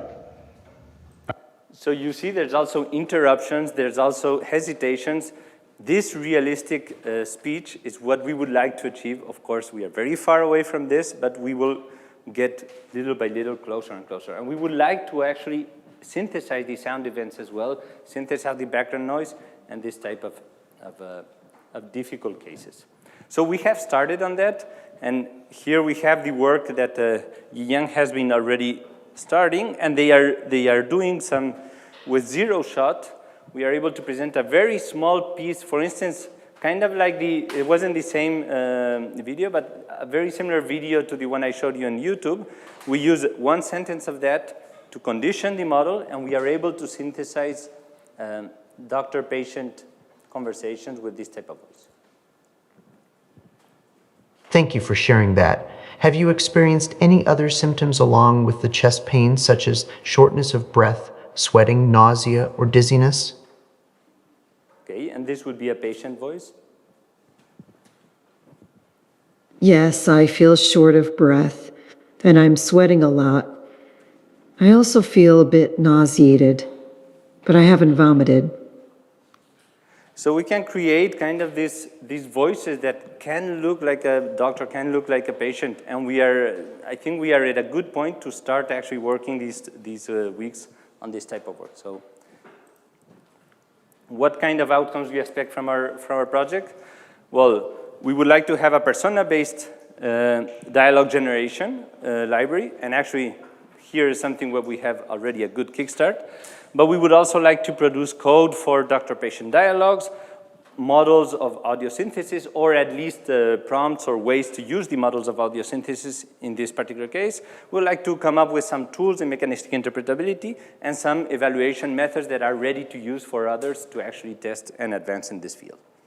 So I said in the dialogue generation, we have a good kickstart. We already have a library out there that Sergio has been preparing, and I think this is a really good start to actually work fully this workshop.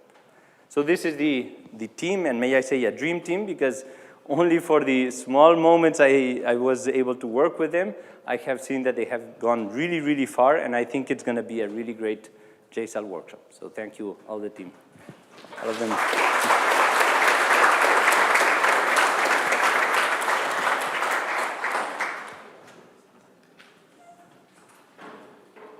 Okay, any questions to Ricard or anyone else from his team? Yes, Martina. So many of the questions I might ask the specialists of the team to answer them. Thank you. I would like to ask regarding the last part of the TTS, is it really necessary that you will generate something that sounds like a real thing? Like, is there any particular usage? Maybe you can use it as some training data, but other than that, is it? Exactly. Yeah, so I think it depends on the use case. I think if you're training an ASR system, you want it to match as much as possible acoustically the real data that they will be using. But even a language understanding system, an end-to-end system that works with this data to pick up on certain things, that will require a best possible match of the acoustic data with the real acoustic data. So yeah, in that case, we will need the reverberation, we will need everything to match as close as possible the real data. Okay, thank you. And regarding your first part and then the rest of the things that you were presenting, how you would adjust that? Do you plan also to maybe somehow adjust the training, or is it most likely gonna be something that will be like post-training, let's say regarding the evaluations, or maybe something like prompt engineering? Or do you also have some another like techniques in mind that could be used? So you mean in order to improve these systems of dialogue generation, we are looking at many different ways. Of course, one is prompt engineering, try to make the prompt as best as possible to work with the LLMs. For me, this is always a bit of a problem because it's very dependent on the LLM, right? So if you change the LLM, maybe those prompts don't work with a different one. That's why we are going into the mechanistic interpretability as well, and also we are looking at orchestration and ways in which you can steer as you go, as you generate. No? All of these are basically different ways in which you can steer this. Fine-tuning is one of them, but actually we are looking at other ways than fine-tuning for now. And maybe this will be one that will come up. But the problem with fine-tuning is data. How do you get data? So we have all these enacted dialogue patient conversations, but this is the particular challenge in our case, is the lack of data. So.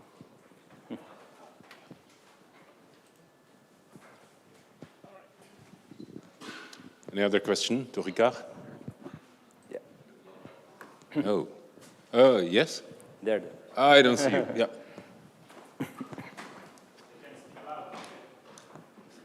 Well, we are also streaming it, so...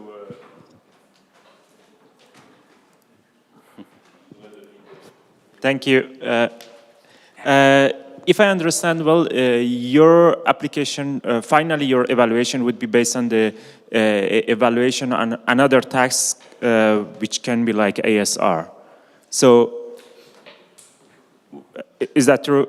Or so the ambitions of our project maybe the long-term motivation is that, but during the project, we are not focusing on building the ASR that will work with this data. Yeah, but the final evaluation of your synthetic data, that your synthetic data is good or not, you want to use it as a training set or data augmentation for auxiliary task.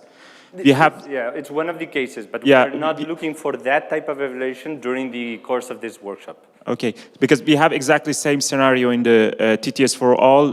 We call it as a application-grounded evaluation of the TTS, and we would like to do the same thing.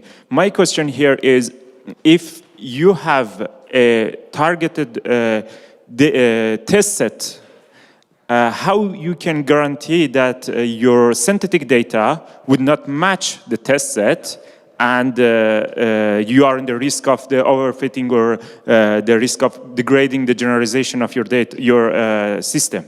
I know. So we don't have ground truth tested, right? We would generate it in the same way we generated the training. So of course we cannot test that generalization capability. I think at one point you need real data. Real data in the medical domain is very difficult to acquire, is not usually accessible in the academic field. So I think it's through collaborations with industry that you might be able to test this generalization capabilities. I fully agree, is not, maybe that's one of the reasons we are not going into this particular application during the workshop, but we are keeping it in mind while we are doing our work. But yeah, I agree, and I do think there are synergies with the TTS team, so we will have to talk, yeah.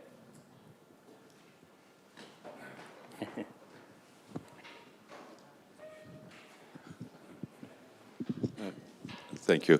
Yeah, this is a great question. And actually, I think one of the possible outcomes for this workshop for our team is basically creating a data set that has actually a couple of extra challenges that are need to be addressed by other teams, right? So one of the goals here is actually to create data sets that are useful but challenging in some technical aspect, like the length of the conversation and the expected output of an ASR and understanding system that is end-to-end, right? So right now, a lot of systems are pipelines, but I think the future is actually tight integration. And without actually having a real data set, well, a real synthetic data set in this case maybe, it's difficult to develop actually the technology, I think, as we heard in the previous presentation, right? So this is maybe some way to actually get this kick started. At the same time, I think also this workshop is fantastic. There are all teams, they are very well set up for having a lot of synergy, right? So, and quite honestly, we might be contributing to some teams, other teams might help us to get certain things evaluated. So I think we should certainly have a good discussion. Yeah. Thanks. Thank you. Yes.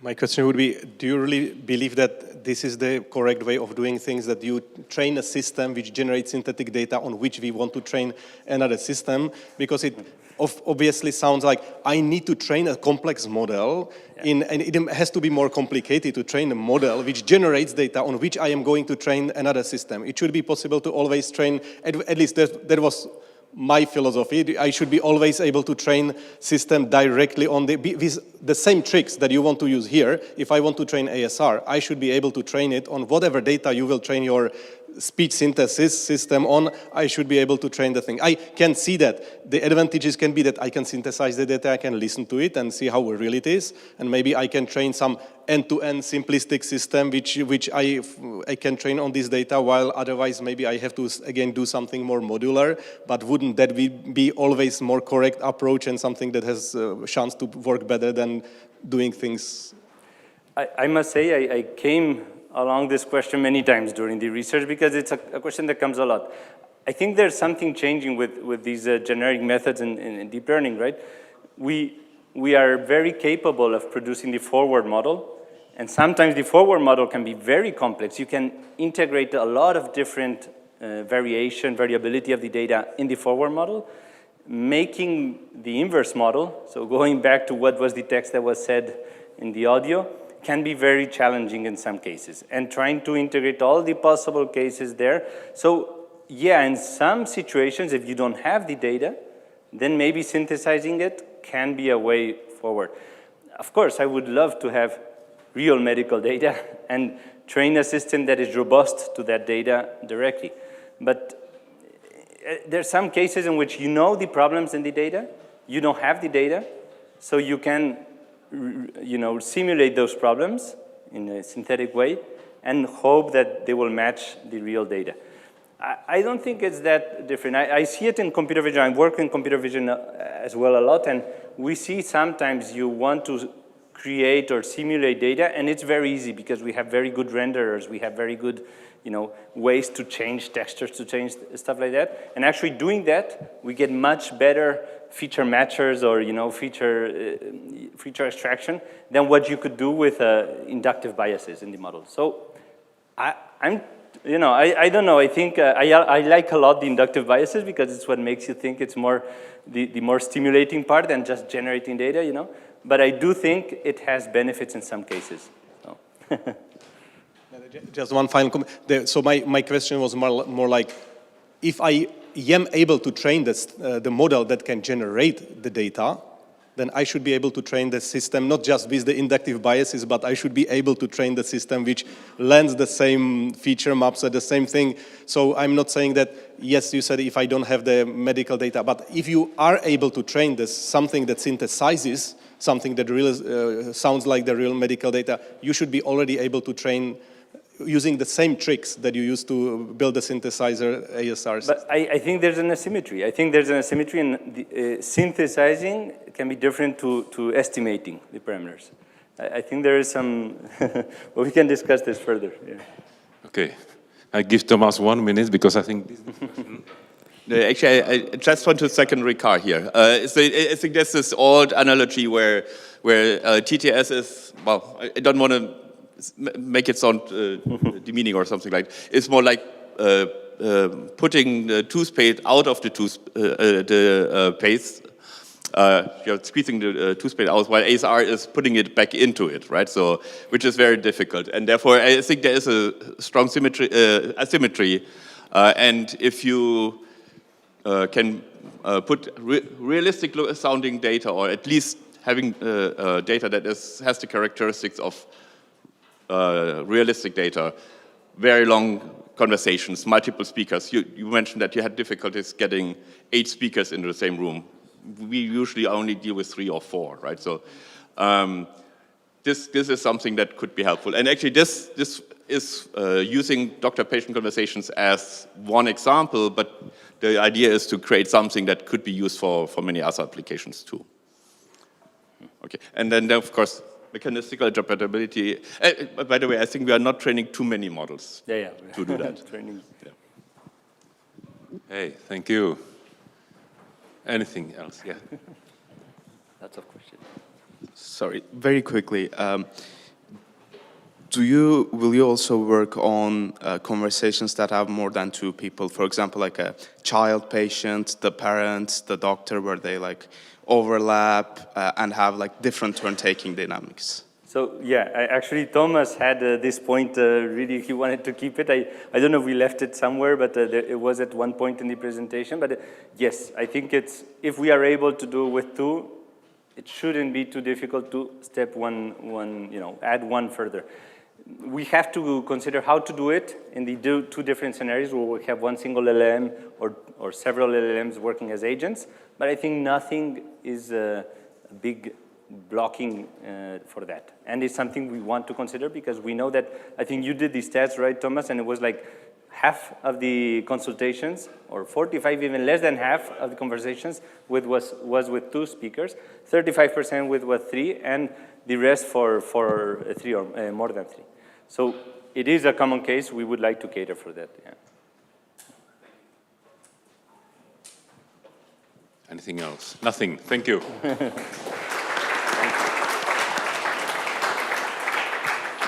Guys, let's do a hygienic break now. Let's try to keep it a bit shorter. So let's reconvene here at 11:00 sharp, so that we can continue.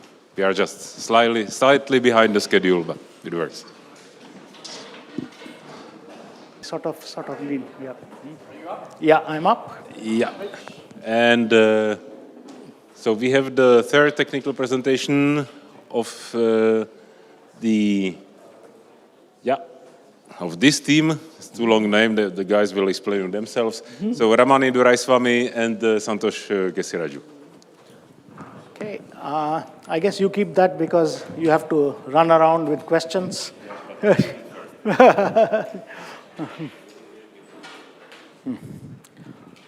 Okay, so we are team, I don't know how to say it, we're sort of thinking AuGI, or a silent U, AGI, but our goal is to advance the processing of audio in large multimodal language models.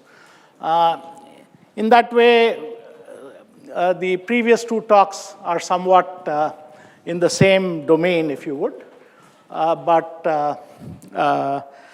our focus is on building a large audio language model and on evaluating it. Okay. So the team members, we have, let's sort of first show the senior folks. That's me, Santosh, who's sort of local, Alicia from Madrid, Paula from Johns Hopkins, and sort of senior members who participate in all our Zoom meetings, etc., but are remote. Timos, who's part of Esperanto from Athens, Chao from Xinhua, Yuangong on his spare time when he gets it, and David Harvath from UT Austin. Okay. We have a whole bunch of graduate students, some of them local, some of them remote. Actually, there are two members of Phoenicia here who are not graduate students, but they're sort of also participating. So Shreyan Ghosh and Sonal Kumar are two of my graduate students who built a bunch of the tools that we are going to build on top of.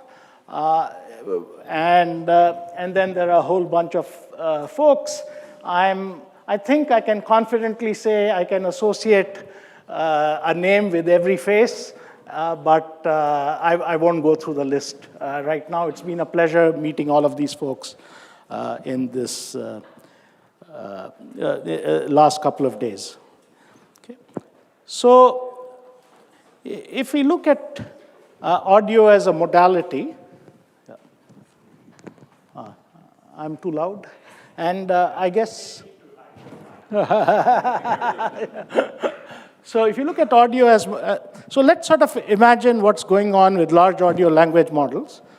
So they are different from how human and animal intelligence sort of developed. Human and animal intelligence developed from primary senses, which are our hearing and our vision, and that somehow formed concepts which went up the chain and formed language and linguistic concepts. On the other hand, large language models, what they did was they scoured all the text on the internet or elsewhere. They already worked with sort of concepts which had been created, and they were successful, and then people thought of adding vision and audio to them afterwards. So in a sense, you work down from these concepts which had been developed. So now, of course, they contain the full knowledge maybe humankind had developed and thought to digitize, but these models do not necessarily primarily work with the signals that human intelligence might have worked on. And so now, one sort of the next challenge that large models are facing is how do they interact with the physical world? They've sort of been like a library person who's absorbed all the library information in the world, but has very little knowledge of the physical world. But audio and vision are the primary two of the primary modalities by which you can sort of interact with the world and which animals sort of base their intelligence. Now we need, if we are to proceed towards auditory general intelligence, what we need is to give large language models the capability to reason about audio. And you saw two examples of that already, right? So we have verbal audio, which sort of helps us communicate. We in his hand, he had that acting degree. And we have non-verbal audio, which has all sorts of event, physics-based information creation associated with what's happening in the world, etc. There.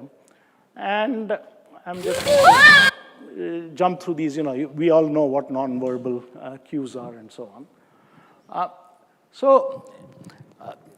One definition of artificial general intelligence is being able to operate at the 90% level of the average human in any skill domain. And to give AI agents this capability, we need to think of what are the different audio tasks humans perform. Humans are able to perform, someone made a sound there, someone's going there, I sort of know what's going on. There was shuffling of paper or something there, I hear that sound. I know I'm in this room. If someone plays that E chord thing your rector was saying, I wouldn't know that because I don't have that musical capability. But on the other hand, some of you would have. And all of this stuff put together, we need to sort of have these skills about spatial audio, about speech, about language, about where the sound happened. And we want to give all these skills to the large audio language models. And so here is, if a robot is trying to cook and you want to give it some information about how to use the audio cues its microphone is picking up and integrate it with the cooking demonstration, you need to be able to reason about that.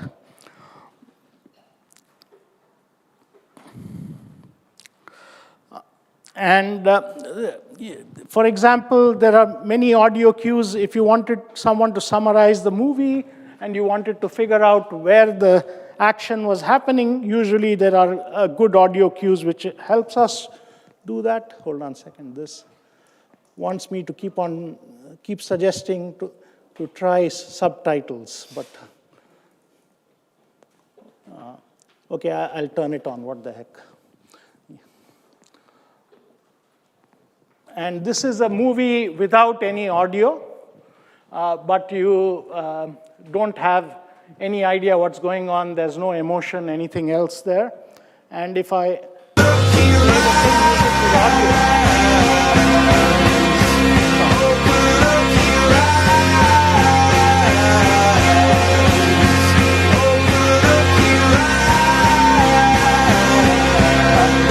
it feels more engaged, right?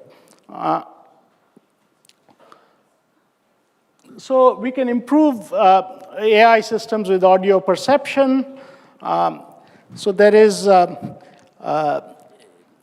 in audio, especially human-consumed audio, there is audio which is sort of recorded dry with a microphone, and then sort of it's used to produce stuff.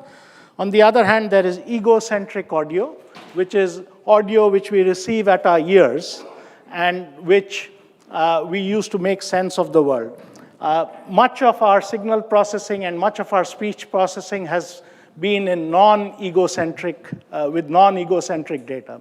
One of the key things we have to do if we want to get agents to sort of use audio as a modality is to improve egocentric perception.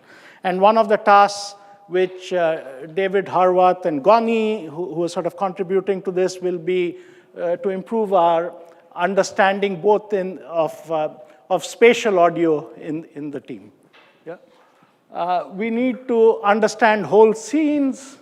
So we have to caption without audio, caption with audio. If we caption with audio, we might, without audio, we'll just see a black dog. But if we have the audio there and we understand where the dog is barking, we know much more about the scene because of the size of the echoes and so forth. Hey, how's it going? Hey, Rocky. I'm doing great. How about you? I'm awesome. Listen, I got some huge news.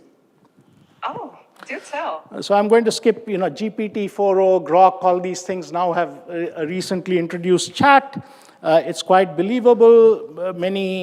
It can conduct wonderful conversations, can create podcasts, etc. from stuff, but it still lacks a lot of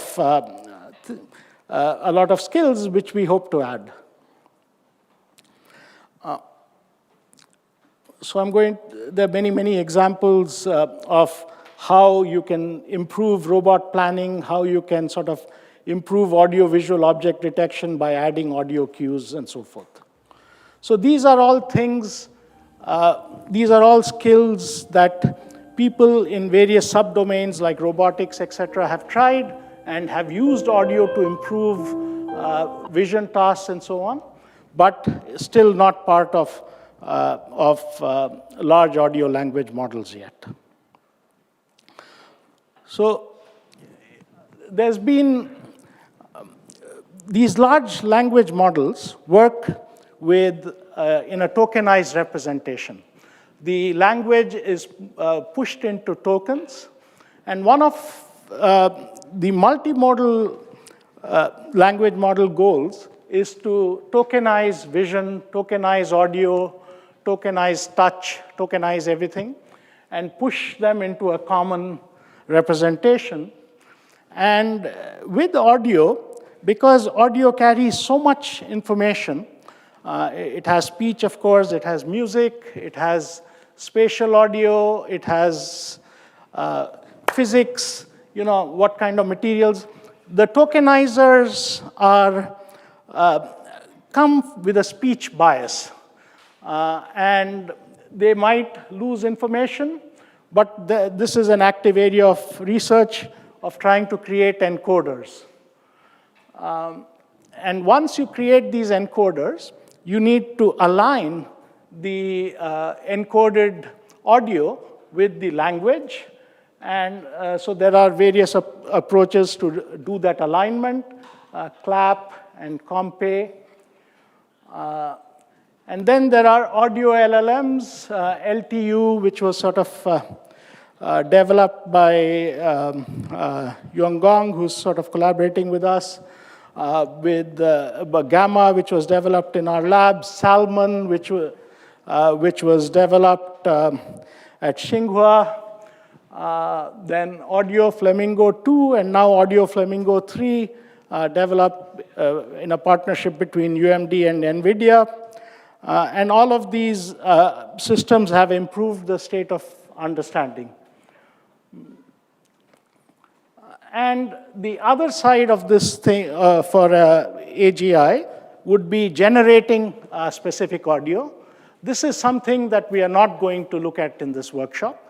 There has been tremendous improvement in our ability to generate audio as well, based on text or other prompts. And these are usually based upon diffusion models, just as in the visual domain. So you can essentially say, create gentle rainfall with distant thunder, and it'll sort of, it'll go ahead and create that for you. Good evening, ladies and gentlemen. This is the BBC World Service, broadcasting live from the heart of Paris, the City of Lights, art, and it seems ever-deepening mysteries. The date is the 15th of June, 1926, and we have a rather unsettling story to share with you tonight. So that was completely generated from text, the visual and the audio from them. So large language audio models require data. So let's take a step back and look at how large language models were developed. So essentially, they took all digitized text in the world and learned from them. There's 1 trillion tokens going into a large language model. And this 1 trillion tokens incorporates essentially all text which was produced. Much of it crap, but a lot of it good. And it's been a tremendous engineering effort to get that into a bunch of weights of a trained transformer model, right? As far as vision goes, vision is somewhat catching up to how many tokens they are able to train their systems on. But in audio, we fall very, very far back. We have hours of clean speech, but but even that is relatively small compared to what the language folk and the vision folk have. But as far as the other domains, like labeled music, labeled spatial audio, labeled animal sounds, labeled other things, we really lack things. So one of the big issues is our data sets are tremendously limited. And we have to, as a community, figure out how to get open data sets available, which are labeled at least, or they have a path to labeling. And we need real-world diversity. We lack real-world diversity.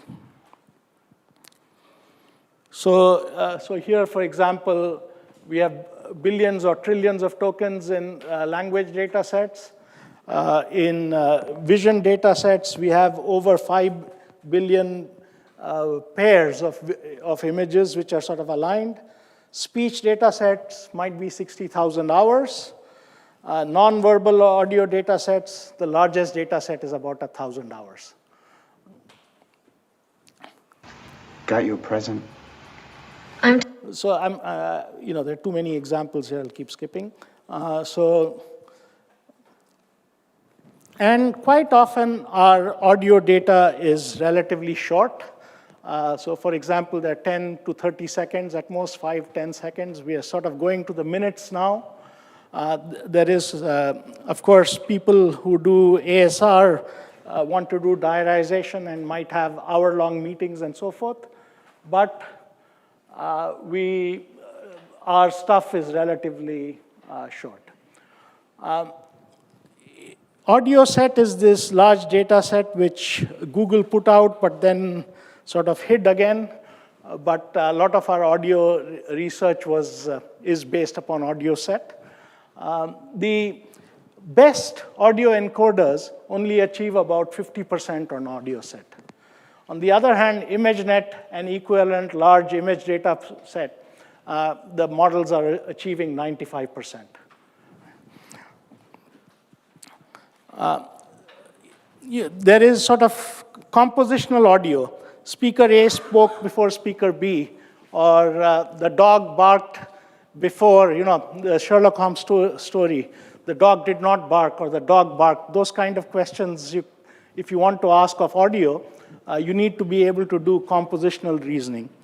The same word might be used different ways. You need ways to sort of figure out and so on, linguistic variations. And speech, sounds, and music are still treated separately rather than holistically. Of course, biological systems will do it all together. And benchmarks. So this is, again, a key focus of our project. So you don't know how well you're doing. As academics, we think our pet idea is the greatest thing since anything else. And of course, that ego is what keeps us driving, and that's great. But on the other hand, the way these sort of machine learning systems proceed is by looking at error. If you need to have the best exam, the best test to know if your system is doing well enough, and you need to create good benchmarks. But also there is always a danger. It's a cat and mouse game. You create a benchmark, then everybody will train on that benchmark, and they'll memorize that test, and they will ace that test. So you have to keep creating newer and newer benchmarks.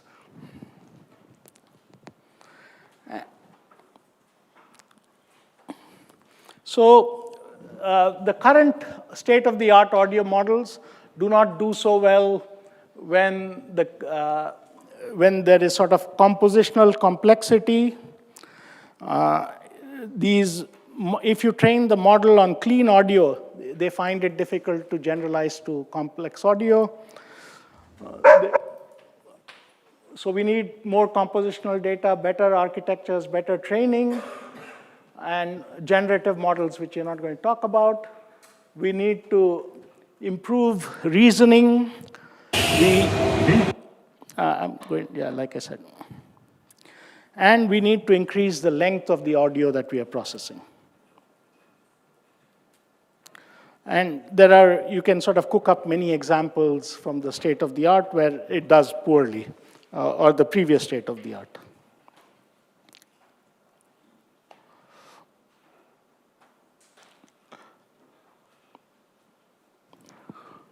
So, of course, I should sort of, Sanjeev kept on making this point that not everything was discovered in the last 3 years.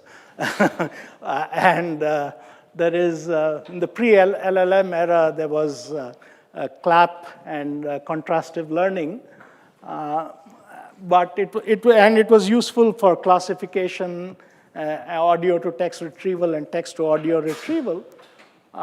And in the post-LLM era, what this is now you train a large audio language model, which are capable of doing more complex sort of tasks like captioning, reasoning, and open-ended QA, and includes elements of perception. So the big companies are running with training these large audio language models. They're incorporating audio, but everything is usually closed source with these companies. Some companies will release model weights, and almost nobody will release their training data. So this is where sort of the proprietary and open access part of the domain lies. What we as open academic lab and industry collaboration group as JSALT can do is we can advance the state of the art in open source, open data language models. And that is the goal of our project. And in particular, in our lab at Maryland, we've released 3 open source large language models. 2 of them are already released on Hugging Face, which is Gamma and Audio Flamingo 2. And a third one is in the process of being released. It turned out that it had been trained on some data set whose license changed. And so we had to retrain it to re-release it, excluding that data set. But Audio Flamingo 3 is coming out. And I'll play a few examples of what Audio Flamingo 3 can already achieve.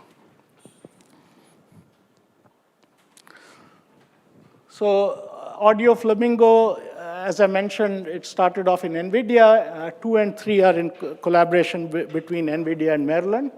It's a large audio language model, which 2 is accepted at ICML, and Flamingo 3 is sort of submitted to NeurIPS, and it's going to be released.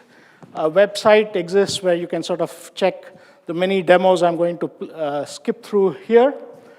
And it's, the size of the training, you can see, went from 6 million to 10 million to 50 million. These basically looked at just audio, not speech. Here we combined it with speech. Between 2 and 3, we had various design decisions to take, and there still remain open things that we can try. And one of our goals at this workshop is to create the next version of this language model by incorporating many ideas on how to improve the training and so on. So the other thing I wanted to say is neither Audio Flamingo 2 nor Audio Flamingo 3 existed when we did the sort of selection workshop at Hopkins in October. So this field, essentially, people keep releasing new sort of code and benchmarks.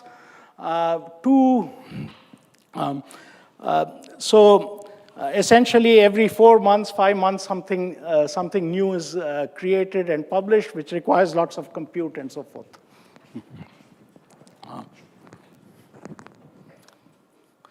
So, of course, you create an audio language model, and you think it's the greatest thing, but obviously you have to try it. And to try it, you have to set exams for it. So one of the big advantages in language and in vision is they had these, in language, there are over 25 benchmarks that people try stuff on. In vision, there is a similar sort of number of benchmarks. Audio lacks these. Now there are a few benchmarks coming out. So MMAU, which we published and we've sort of opened, is one of the first audio understanding and reasoning benchmarks. It has skills in understanding sound, in using world knowledge, and in reasoning. It has a skill test. It covers questions in speech, music, and event-based sound. It can do different tasks like speaker role mapping, music understanding, scene understanding, etc. It asks questions on those. So, for example, you can say, what natural environment is most likely represented by the forests and by the audio, and there's a sound of a pile driver, so it's a construction site. For a given audio, identify what's going on, and this is video game audio, and so on. And multiple speakers are talking, so this appears to be that healthcare scenario, that previous. So you sort of ask, with this sound, what could be the scene, and so on.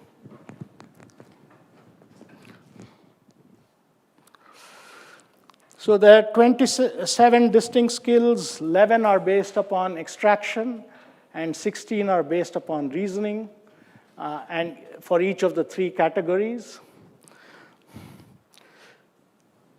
It's a challenging benchmark, and there are all the existing language models which are out there, and here's a list of them. They do quite poorly on this. The highest score was 65 or 68 by GPT-4o. And most of the errors appeared to arise due to the encoding of audio, and then there were other kinds of errors in the data set. And if we just look at a large Gemini 2O's performance, you see that in many, its performance doesn't achieve the full 100% mark. It falls quite short. It does better, a little bit better in the historical and cultural reasoning, or the genre and style reasoning where language can sort of win, but it doesn't do so good in many music things and so on. So All of this, all of this represents essentially a way for us to improve. So the weakest link in all of these is the audio. Audio is extremely important for sense-making and understanding, and we have opportunities to make significant contributions as this workshop. And we'll advance the state of the art for LALMs, and we'll improve their benchmarking. So I'm going to skip through all the examples. You should go to the website, but I just want to share, tomorrow at 4:30, we've sort of set up a very interesting talk. So there is this person in Germany who started a grassroots movement called Lion. And his goal, and there are about 20 people, his goal is to, his name is Christoph, his goal is to create the world's largest labeled data sets for vision and for audio. And he has already released huge data sets for images, and he's now put his team to trying to create the biggest data sets for audio possible. And he, thanks to Lasha, a grad student who sort of contacted them on Discord. These guys only meet on Discord. They all work on spare time. They're creating huge data sets, and they want to collaborate with us, JSALT team, and they will release to us their data set to improve the quality of our audio thing. And I will just skip ahead and say we want to improve music understanding by creating these questions. There are many areas to improve there. We want to improve spatial ambient sound. We want to combine audio generation and understanding, create thinking models, make them more efficient, do better training, etc. And so for improving the model, we want to bring in something called preference optimization, which language and vision have done, but haven't been done so successfully with audio. We want to improve the alignment of audio and language, and we want to explore the space of smart answers by answer equivalence, which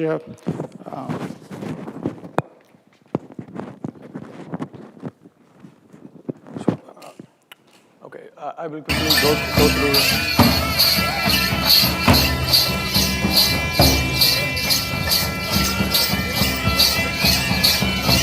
Okay, so there is some audio. What we want to do essentially is, let me skip directly to the. So what we want is, most of the benchmarks these days are evaluated in multiple choice format, where you have question and few choices given, and model has to pick up the right option. And then what we found in our initial study is most of the models, most of the outputs are very sensitive to how you shuffle the options or how many distractors you have, right? So we want to kind of address this core aspect in the evaluation. So there is already some pioneering research in this one where they let the model generate an open-ended answer, and you want to evaluate whether they are equivalent or not, right? So what we want to do is take existing benchmarks, some of them, and then build a model that measures if the ground truth answer is equivalent to a candidate answer, given the question context. And we want to train it in a way that it correlates with human judgment, right? So this is slightly different than LLM as a judge, which will be also our baseline. So this is one of these subtasks that we will be doing.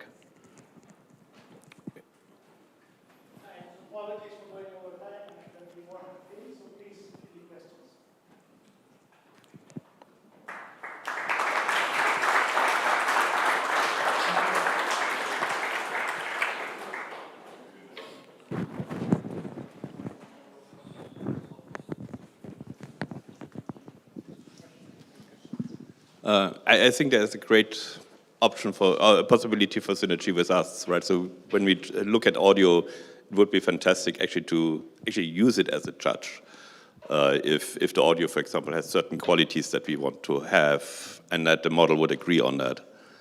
What do you think? Is that something that we could do with these models? So this particular one, or in general, right? Okay. So with audio quality, I think we have some tasks that require the model to evaluate whether given audio has certain qualities. So we give a pair of audios and then ask the model whether a very specific question about the quality. I think this is one of the part of the benchmark. Okay, I assume that it's somehow limited by what kind of questions you have asked before or in the training set. I'm not sure if that would be, for example, something where you can say, okay, does this person sound like they have a respiratory disease or so, right? So. Yes, I think it is dependent on the benchmark. These days, the benchmarks are becoming more and more open-ended, so there is kind of no limit on what any person can ask. They can go very deep into some cultural aspect or very deep into some kind of medical aspect or any of the human characteristics. So this is quite open. Okay, yeah, we should try. Yep.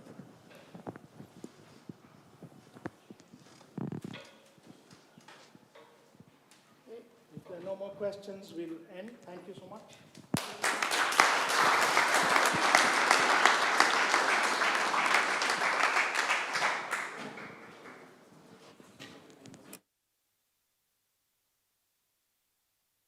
Okay. So Yannick and Fetty team getting ready.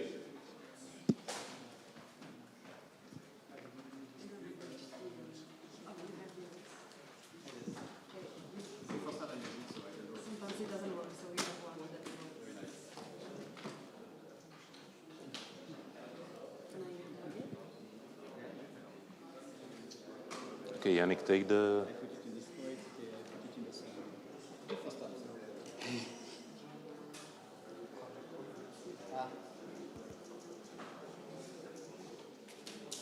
Okay, it does something. Oh, so far so good. I destroyed it. Is it broken? Yes. No. Not really, but... Oh,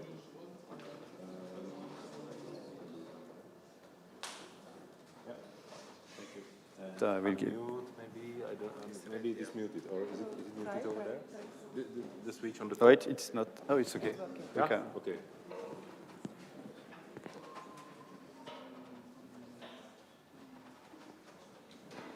So, it's okay. I can start. Mm-hmm. Okay. So hello everybody. So we are the TTS for All team. So it's a special team because we are funded all by the Esperanto project. It is a European project in which Johns Hopkins University, Butte are also involved. So this team is led by Fetty and I. I'm not the only one. So Fetty will also speak later for the presentation. He has to do his duty.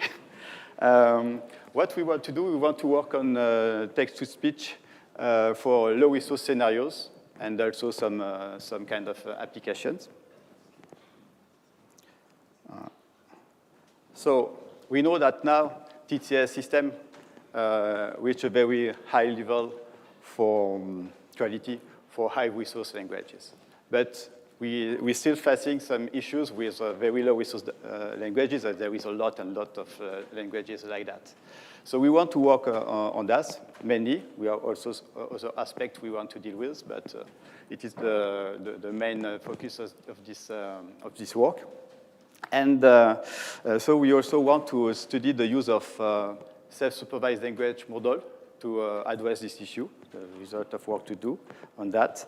And we want to see if by applying some transfer learning approaches, by working, for instance, with close languages to the language or the dialect we target, we can get some improvement. So we have different research questions.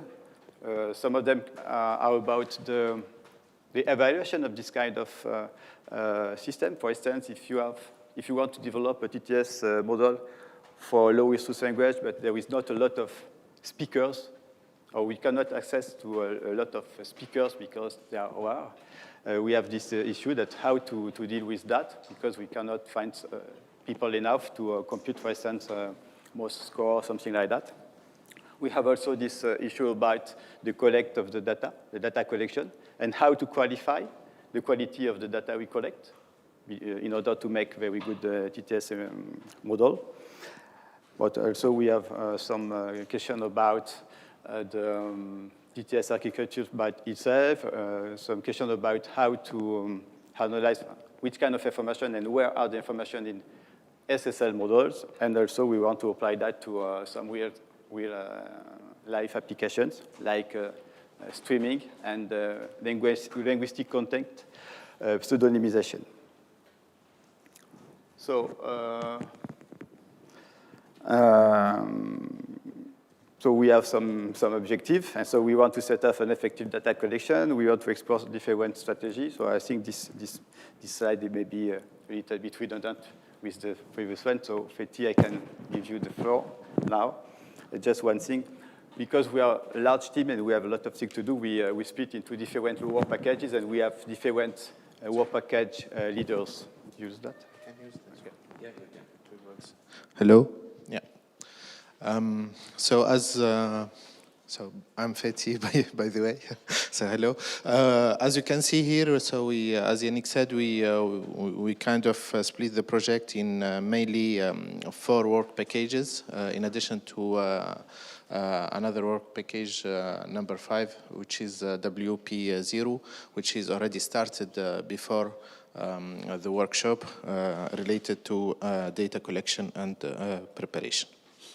So we'll try to go through all the work packages and explain the work, one work package by one, the goals and the main research question and objectives. So as I said, we already started actually by collecting and finding some data related to low resource languages, and we are mainly having data today from almost four continents. So we have European languages, Arabic, North African dialects, Iranian dialects as well, Latin American, Spanish, Cuban, and so on. So unfortunately, some dialects was not available because some member of the project was not able to join the this year project. So this is actually the work package 0 outcome is already collected. The data set are identified and available to be used during the workshop. So this work package was led by Sarah, so thank you for the effort already done before the workshop. And as you can see here, you have some detail about the language itself, the size, the number of speakers, and if yes or no, we have labels, and for some of the languages, we need diacritics with the labels as well, and some details about the quality of the data set. So as I said, we already started working a little bit before coming here, and one of the things that we already done before the workshop is training a first TTS system for Tunisian dialect. So this is my native language actually, and this is one of the Arabic languages that needs, before generating the audio, to do some diacritization, because by default we don't write diacritics, which are the vowels actually of that language. So one of the main issue here, or challenge, is going from this text, which is mainly clear for any native speakers, and add the diacritics here, okay, to clarify for any non-native speakers how the text will be pronounced, and then to give it to the TTS system to be trained. Just wanted to play some example. So I don't know if it's working.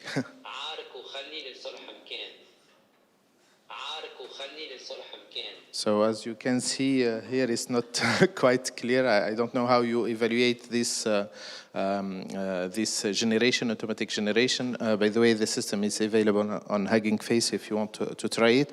But for me, as a native speaker, it's intelligible, but it's not very good quality of generated audio. So the goal is, at the end of the project, is of course to improve the intelligibility and the quality of the generated audio file. Okay.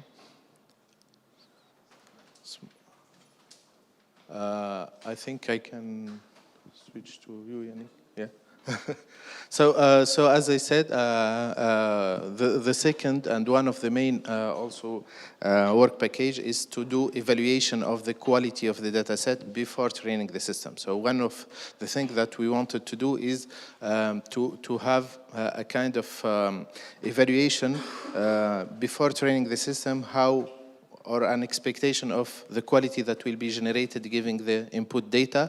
And we wanted also to work on the evaluation itself. As Yannick said, we don't always have access to native speakers to do human grounded evaluation. So we have to simulate this evaluation and to propose the goal of this work package is to propose new evaluation metrics. It will be led by Misam.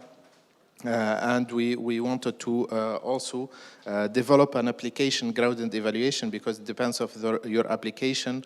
Maybe the evaluation itself could be dependent of the application and of the function also of the TTS that you want to use. Maybe if you have in some domain you want to have different evaluation metrics or different evaluation method from one domain to another domain. So we will as well in this work package explore, of course, we'll use the existing evaluation and advance the evaluation metrics and the evaluation setup of TTS model to evaluate the accuracy of the model.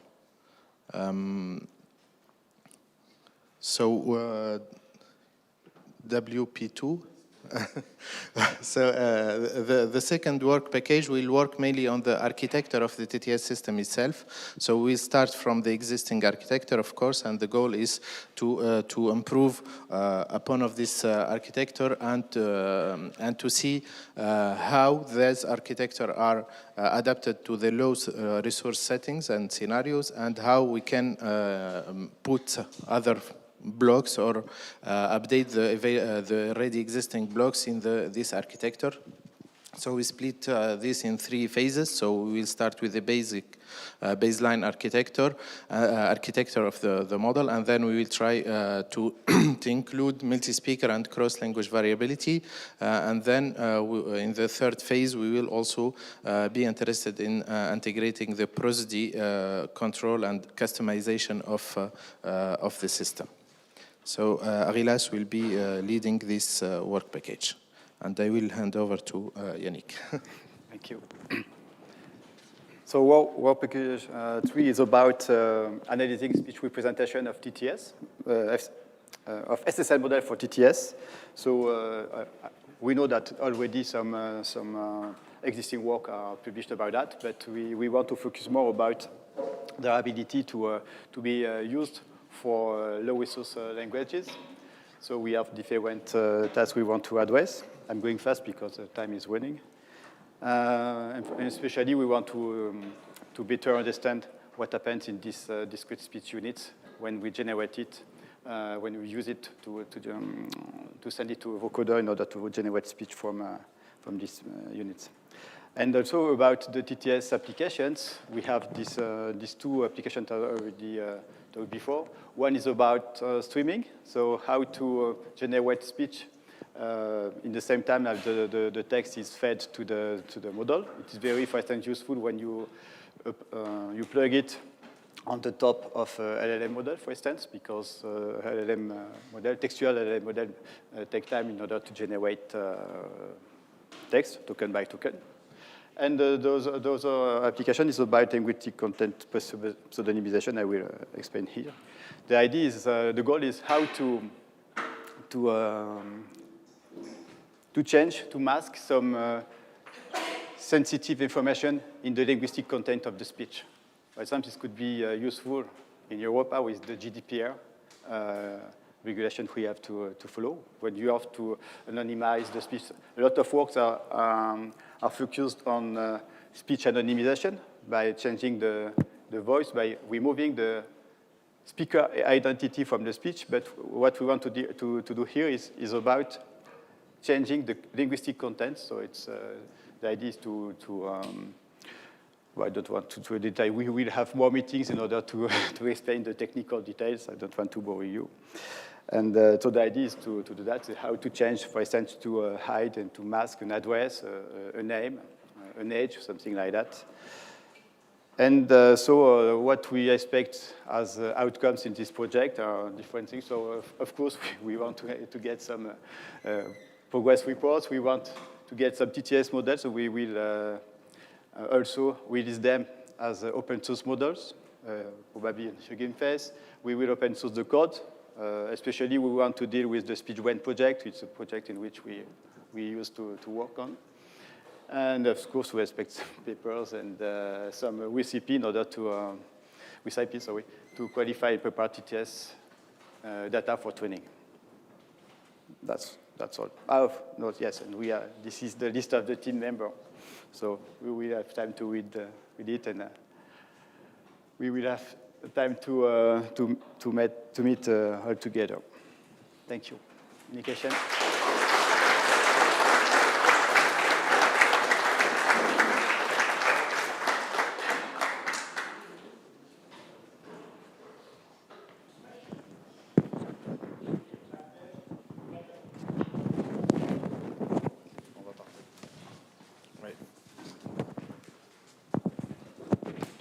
Thank you. Do you limit yourself in terms of computation, or how do your approaches will work with the amount of computation? I guess that if this is TTS for all, maybe all should be able to use it, or do you really don't take into account how much compute it will take to produce something?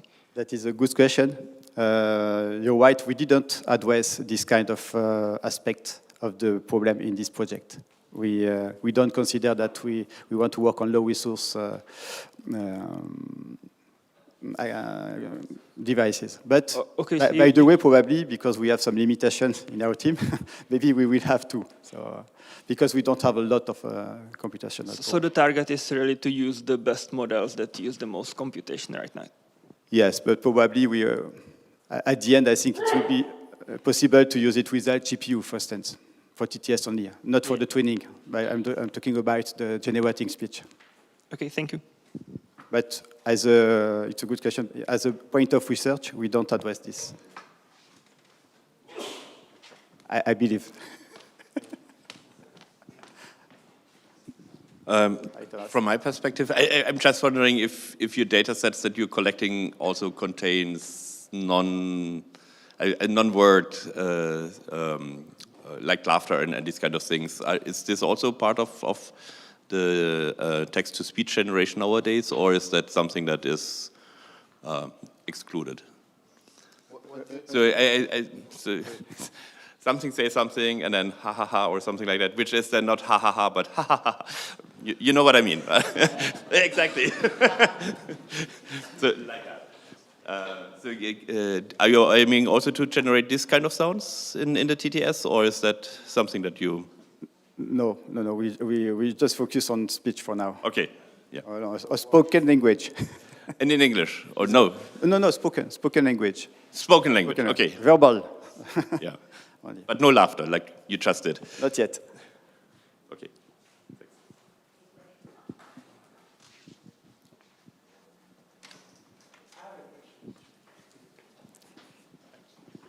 So I think when you said TTS for all, I think you meant more like all languages, right? Not really all, like, in everybody's mobile phone. But I had a question for you in the sense of, where do you draw the boundaries between languages and dialects? And do you even have data to say, I want to produce TTS in, I don't know, Hindi, but spoken by somebody from the eastern part of India or things like that. And then the other thing becomes there are other factors that influence how somebody speaks, like education level, socioeconomic status.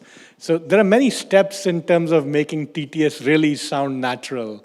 So where are you drawing your boundaries for the team, and what do you think is going to be feasible in the next few years?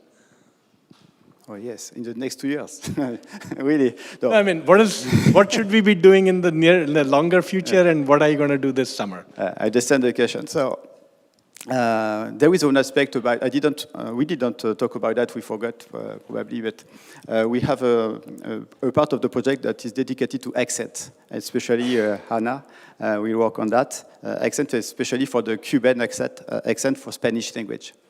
So it's something we want to address, but for the sociological aspects, I think we are not ready now because there are a lot of issues in order to collect this kind of data in how to say that, with our possibilities. We are just academic people.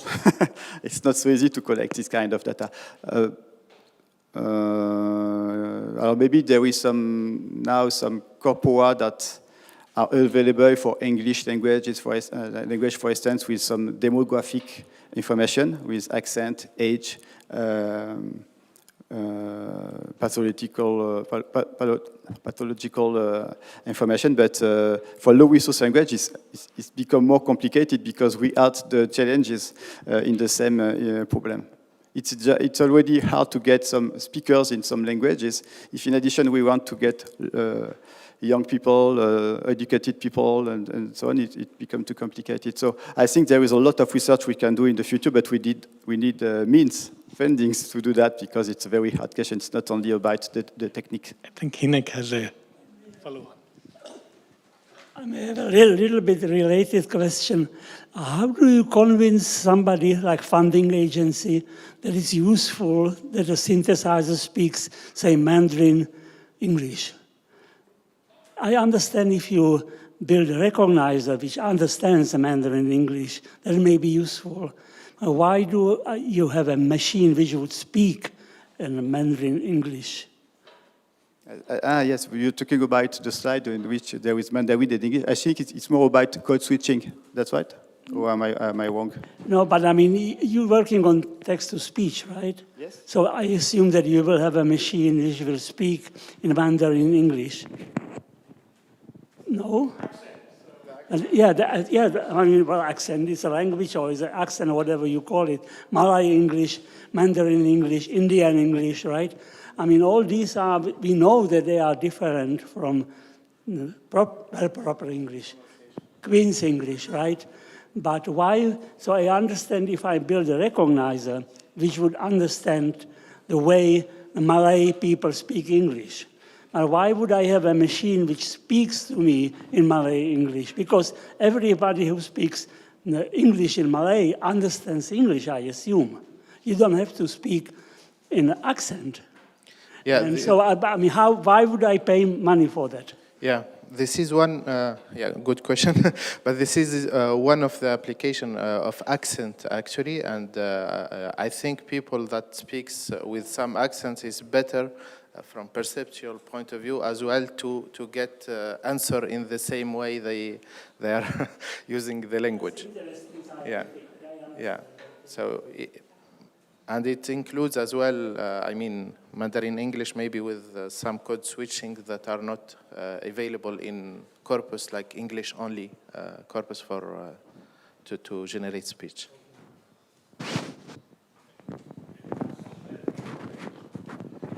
So we do a lot of qualitative research and we interview patients and beneficiaries. And the first thing that we do is we transcribe the audio.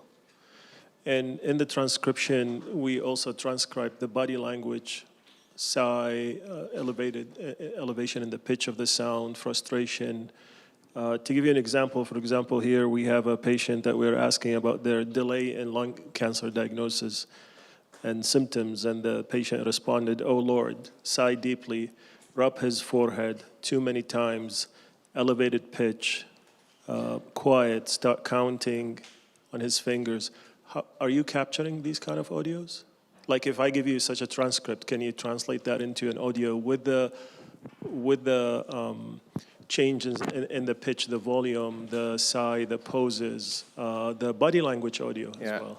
Unfortunately, we don't have this type of data to train our models, but I guess if you have some data with this extra, let's say, it's not linguistic content, mainly, it will be nice to try to include them and to see if the generation speech, the output will include some extra information like this.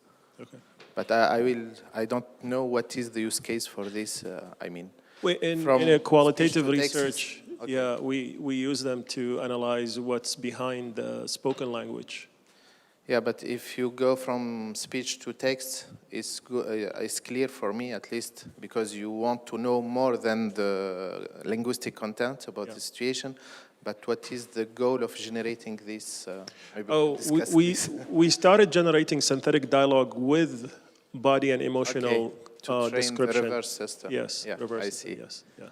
Yeah, maybe we can try, because one of the goals of the project also is to have a kind of clear pipeline with the question, if I have 1 hour of speech or 20 minutes or 5 minutes of speech in my own dialect that is spoken by 1,000 people or 2,000 people, what are the steps that I have to go through in order to train a first system that can improve it iteratively? So, yeah, so we can include these steps in the... And it's also true that we didn't mention it, but if we succeed in creating good TTS system for some languages, we would like to generate synthetic data in order to train, to train or to improve ASR or automatic speech translation system for this kind of dialect, because we don't have data enough to train very nice, for instance, speech translation system. And so by using this TTS, we can generate more data, and why not, by the way, introducing some other kind of information in the data. It could be nice, yes, good idea. But it was not, we didn't target this at this point, but we can try if we have something to do. Thank you. Yeah, I just wanted to put some comment on the question. For the question that Sanjeev, you asked about the language, we considering one of the experiment that we are going to do is on the particular case that when we have a pathological voice, and over there the low resource language is not only the language that we don't have as a resource, it's only the situation that is a low resource. And also about Yannick, when you ask about the question of the who will pay this such a scenario, I respond on that in my personal view.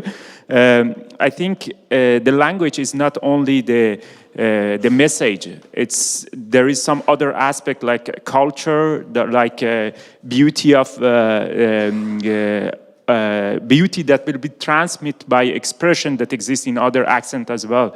So I definitely have in mind lots of community that will pay to have their own language accent to be integrated as one aspect of pleasantness. So it's not only intelligibility that will play a role here, it's also the pleasantness of a hearing or perceive the other aspect, of paralinguistic aspect of the speech as well. Yeah. So thank you, Meisan. Meisan is one of the work package leaders of the TTS team. TTS for all. It's okay?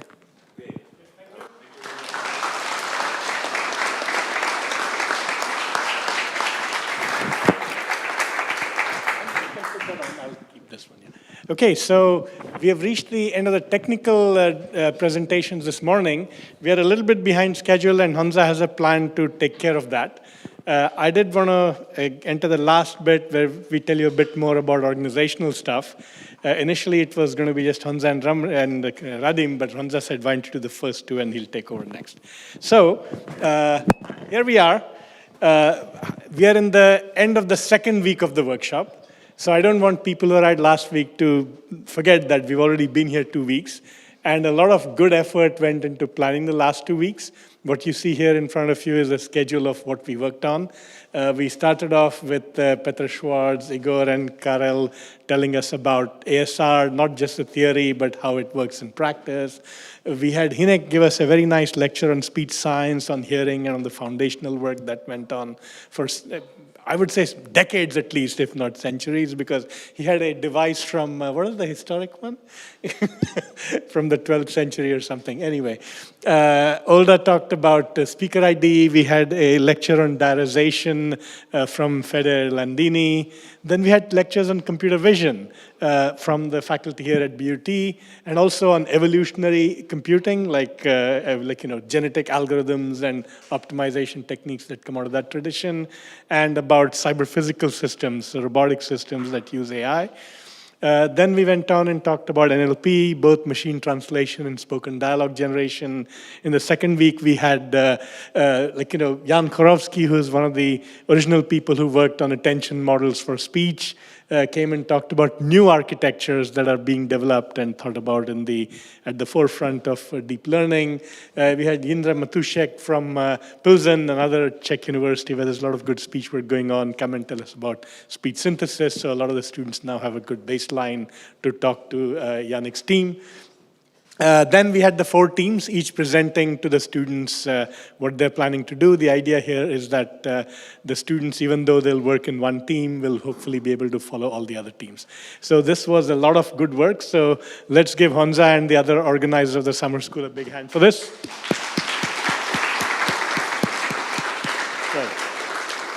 Yeah.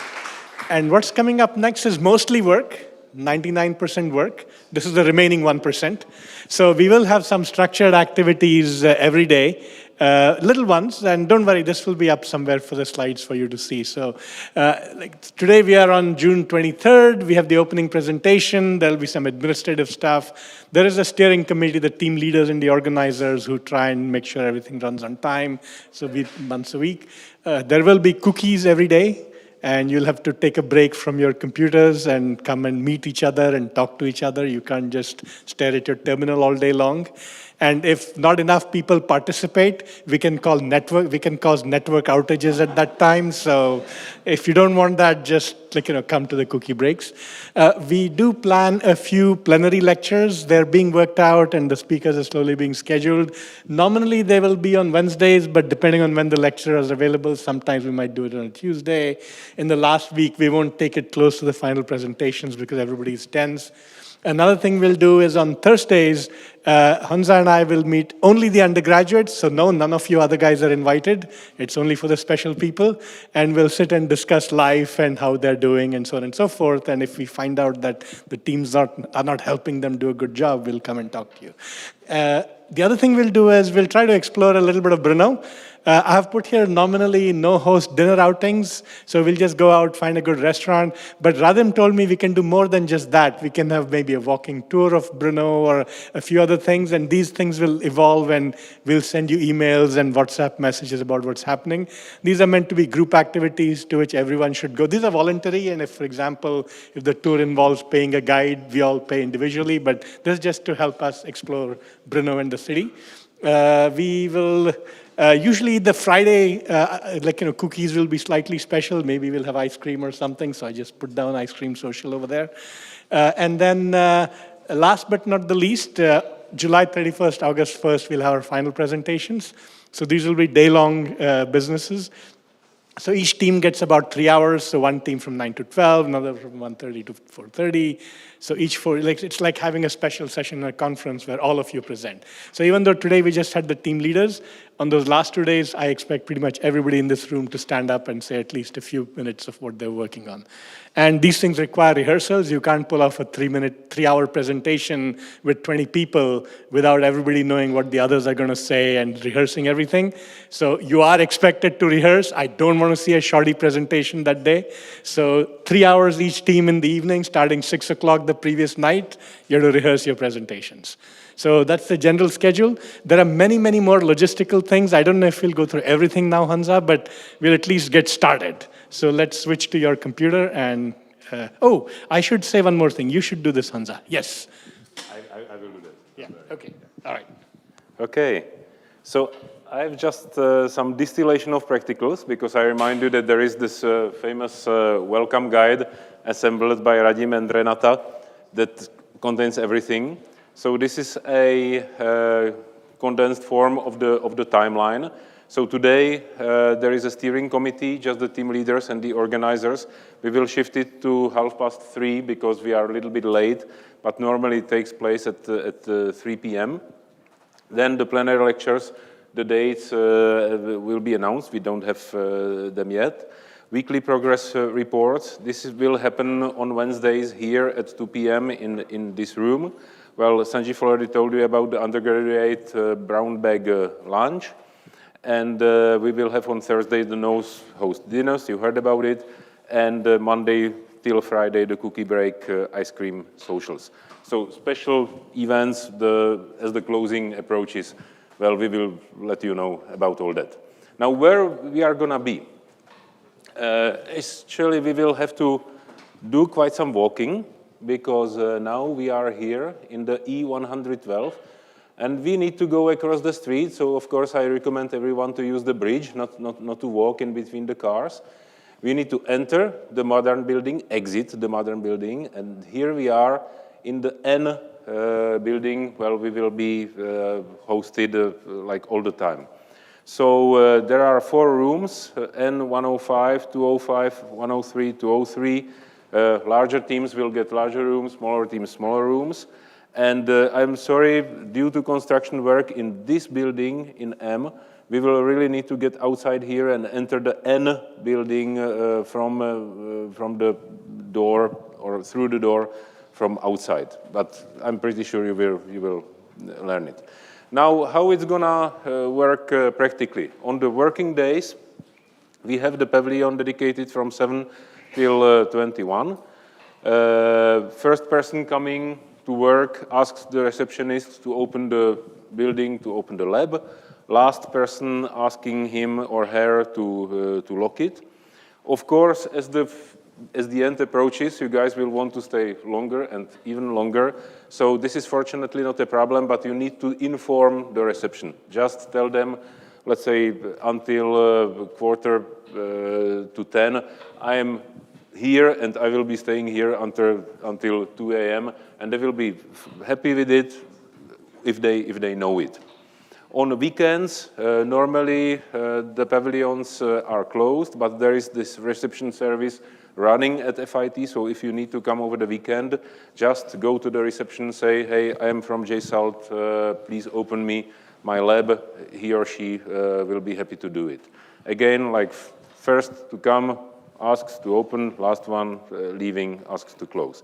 Now, security, please do not let your valuables in the labs.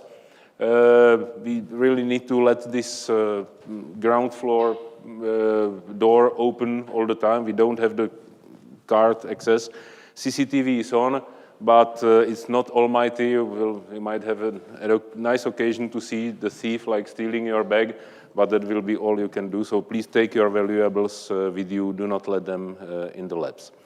Now, this is the workspace. We have also some other space allocated.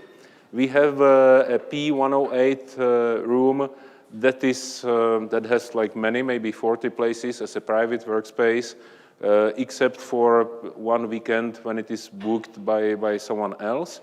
We have access to student club Kachnička, so we will have the cooking breaks there. And on Tuesdays from 5 till 9 p.m. the club is open with beer, billiard, games, or funny things. We have in the next building adjoining to N, there is O, and there is a part of the corridor and a lab that is also available to us. So there is a whiteboard, if I'm not mistaken, maybe even some huge screen to organize ad hoc meetings. For the weekly progress reports, we will have them here. And the steering committee, undergrads, brown bag lunch, ad hoc meetings, we will have them in our department's meeting room L220. If you are confused with all these codes, just look into the welcome guide and we have maps, we have everything there. Now, what to do now? So now when we finish, we will just walk to the JSALT labs to see around.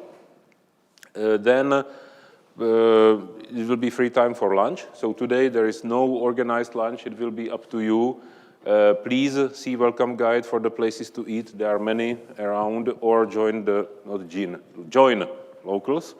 And you should convene something past 2 in the labs to have maybe your first private meetings or start of work. Then at 3:30, exceptionally 3:30, normally it's going to take place at 3. We will have with the team leaders the steering committee meeting. And at 5:30, we can be back here to have a little bit of beer. And then dinner starting at 6. For communications, there are some mail lists. So there is a mail list, JSALT participants, which is the official source of information, and JSALT steering. So please check your spam settings and remove the spam filters for list FIT, VUT, CZ. We also have WhatsApp channel.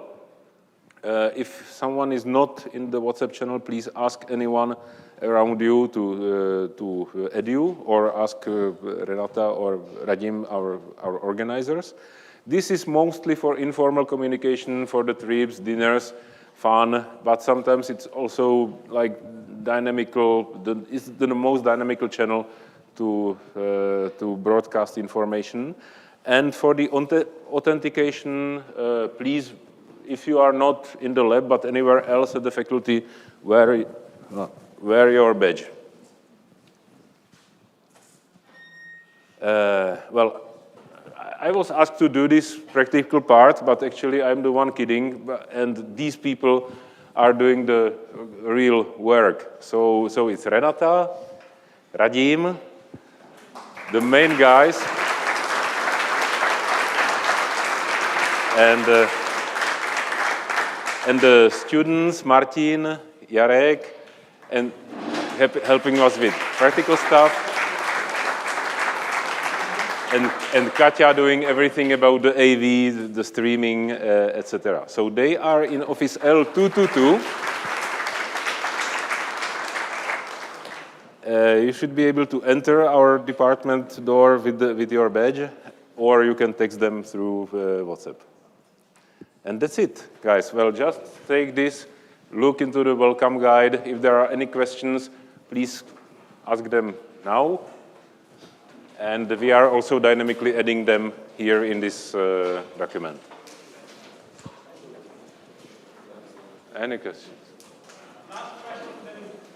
Okay. So let's reconvene in a couple of minutes across the street, downstairs at the reception, and we will take you to the lab building. Thank you, everyone.